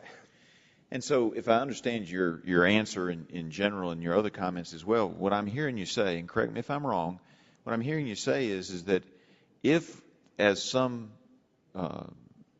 would like to think, that regulations actually create jobs, then they should embrace congressional requests that they establish what jobs they are creating and what the impact is on jobs, because if these regulations are so good for jobs, a requirement to detail that the jobs effect of a regulation would come out that these regulations are actually helping everybody. And so the EPA and the administration and all the others ought to actually get behind the TRAIN Act and other acts that call for more data that show that these regulations are in fact creating jobs, if that is true. Is that what you're saying, sir? Absolutely. That is what they should do. Congress has already mandated it in the other statutes, but I would even go one step further. Yes, sir. EPA uses proprietary models. It doesn't use the public models as required under the Data Quality Act. It should begin releasing all of its models so we can see the assumptions. It should go in and begin applying the Data Quality Act, which the administrator said gave a hint to that it is a good way of testing the statistics, the data, the information. The agencies have written, since Congress passed that in 2000, the agencies have literally written that out. And the only thing it says is that the agencies are to open up their data, that are to use the most up-to-date data, to put that data in the record, and to allow that data to be peer-reviewed and tested within the system. That hasn't occurred since the law has passed. Thank you, sir. I see my time is up, Mr. Chairman. I thank the gentleman. We're ready to close. I think one thing I'm getting out of this panel is that the frustration that routinely the federal agencies ignore the requirements contained in such laws as Mr. Kovacs mentioned, the Regulatory Flexibility Act, the Information Quality Act, and the Unfunded Mandates Reform Act. I mean, that's a concern, I think, for a member, either party, bipartisan issue, to think that they routinely ignore that. And, you know, we really have a responsibility to make them comply. And so with that, I think... Mr. Chairman, yeah, if sure. I may. Yes. I just point out to the gentleman from Virginia, I completely agree that that there should be some explanation by these agencies, the EPA and the other agencies, about, in fact, what the impact of these regulations should be on jobs. And that's, as Mr. Kovacs says, why most of the existing laws require that analysis.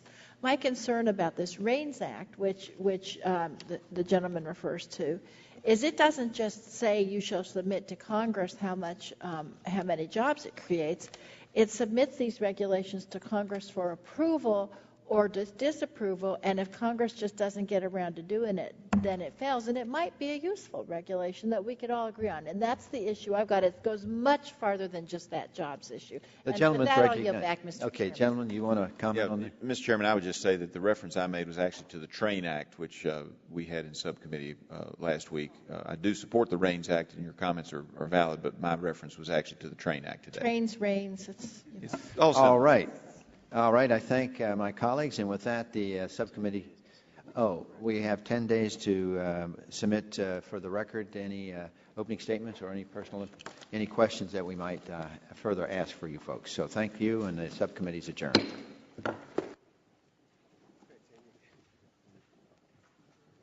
That was quick. A lot of waiting. Didn't see that.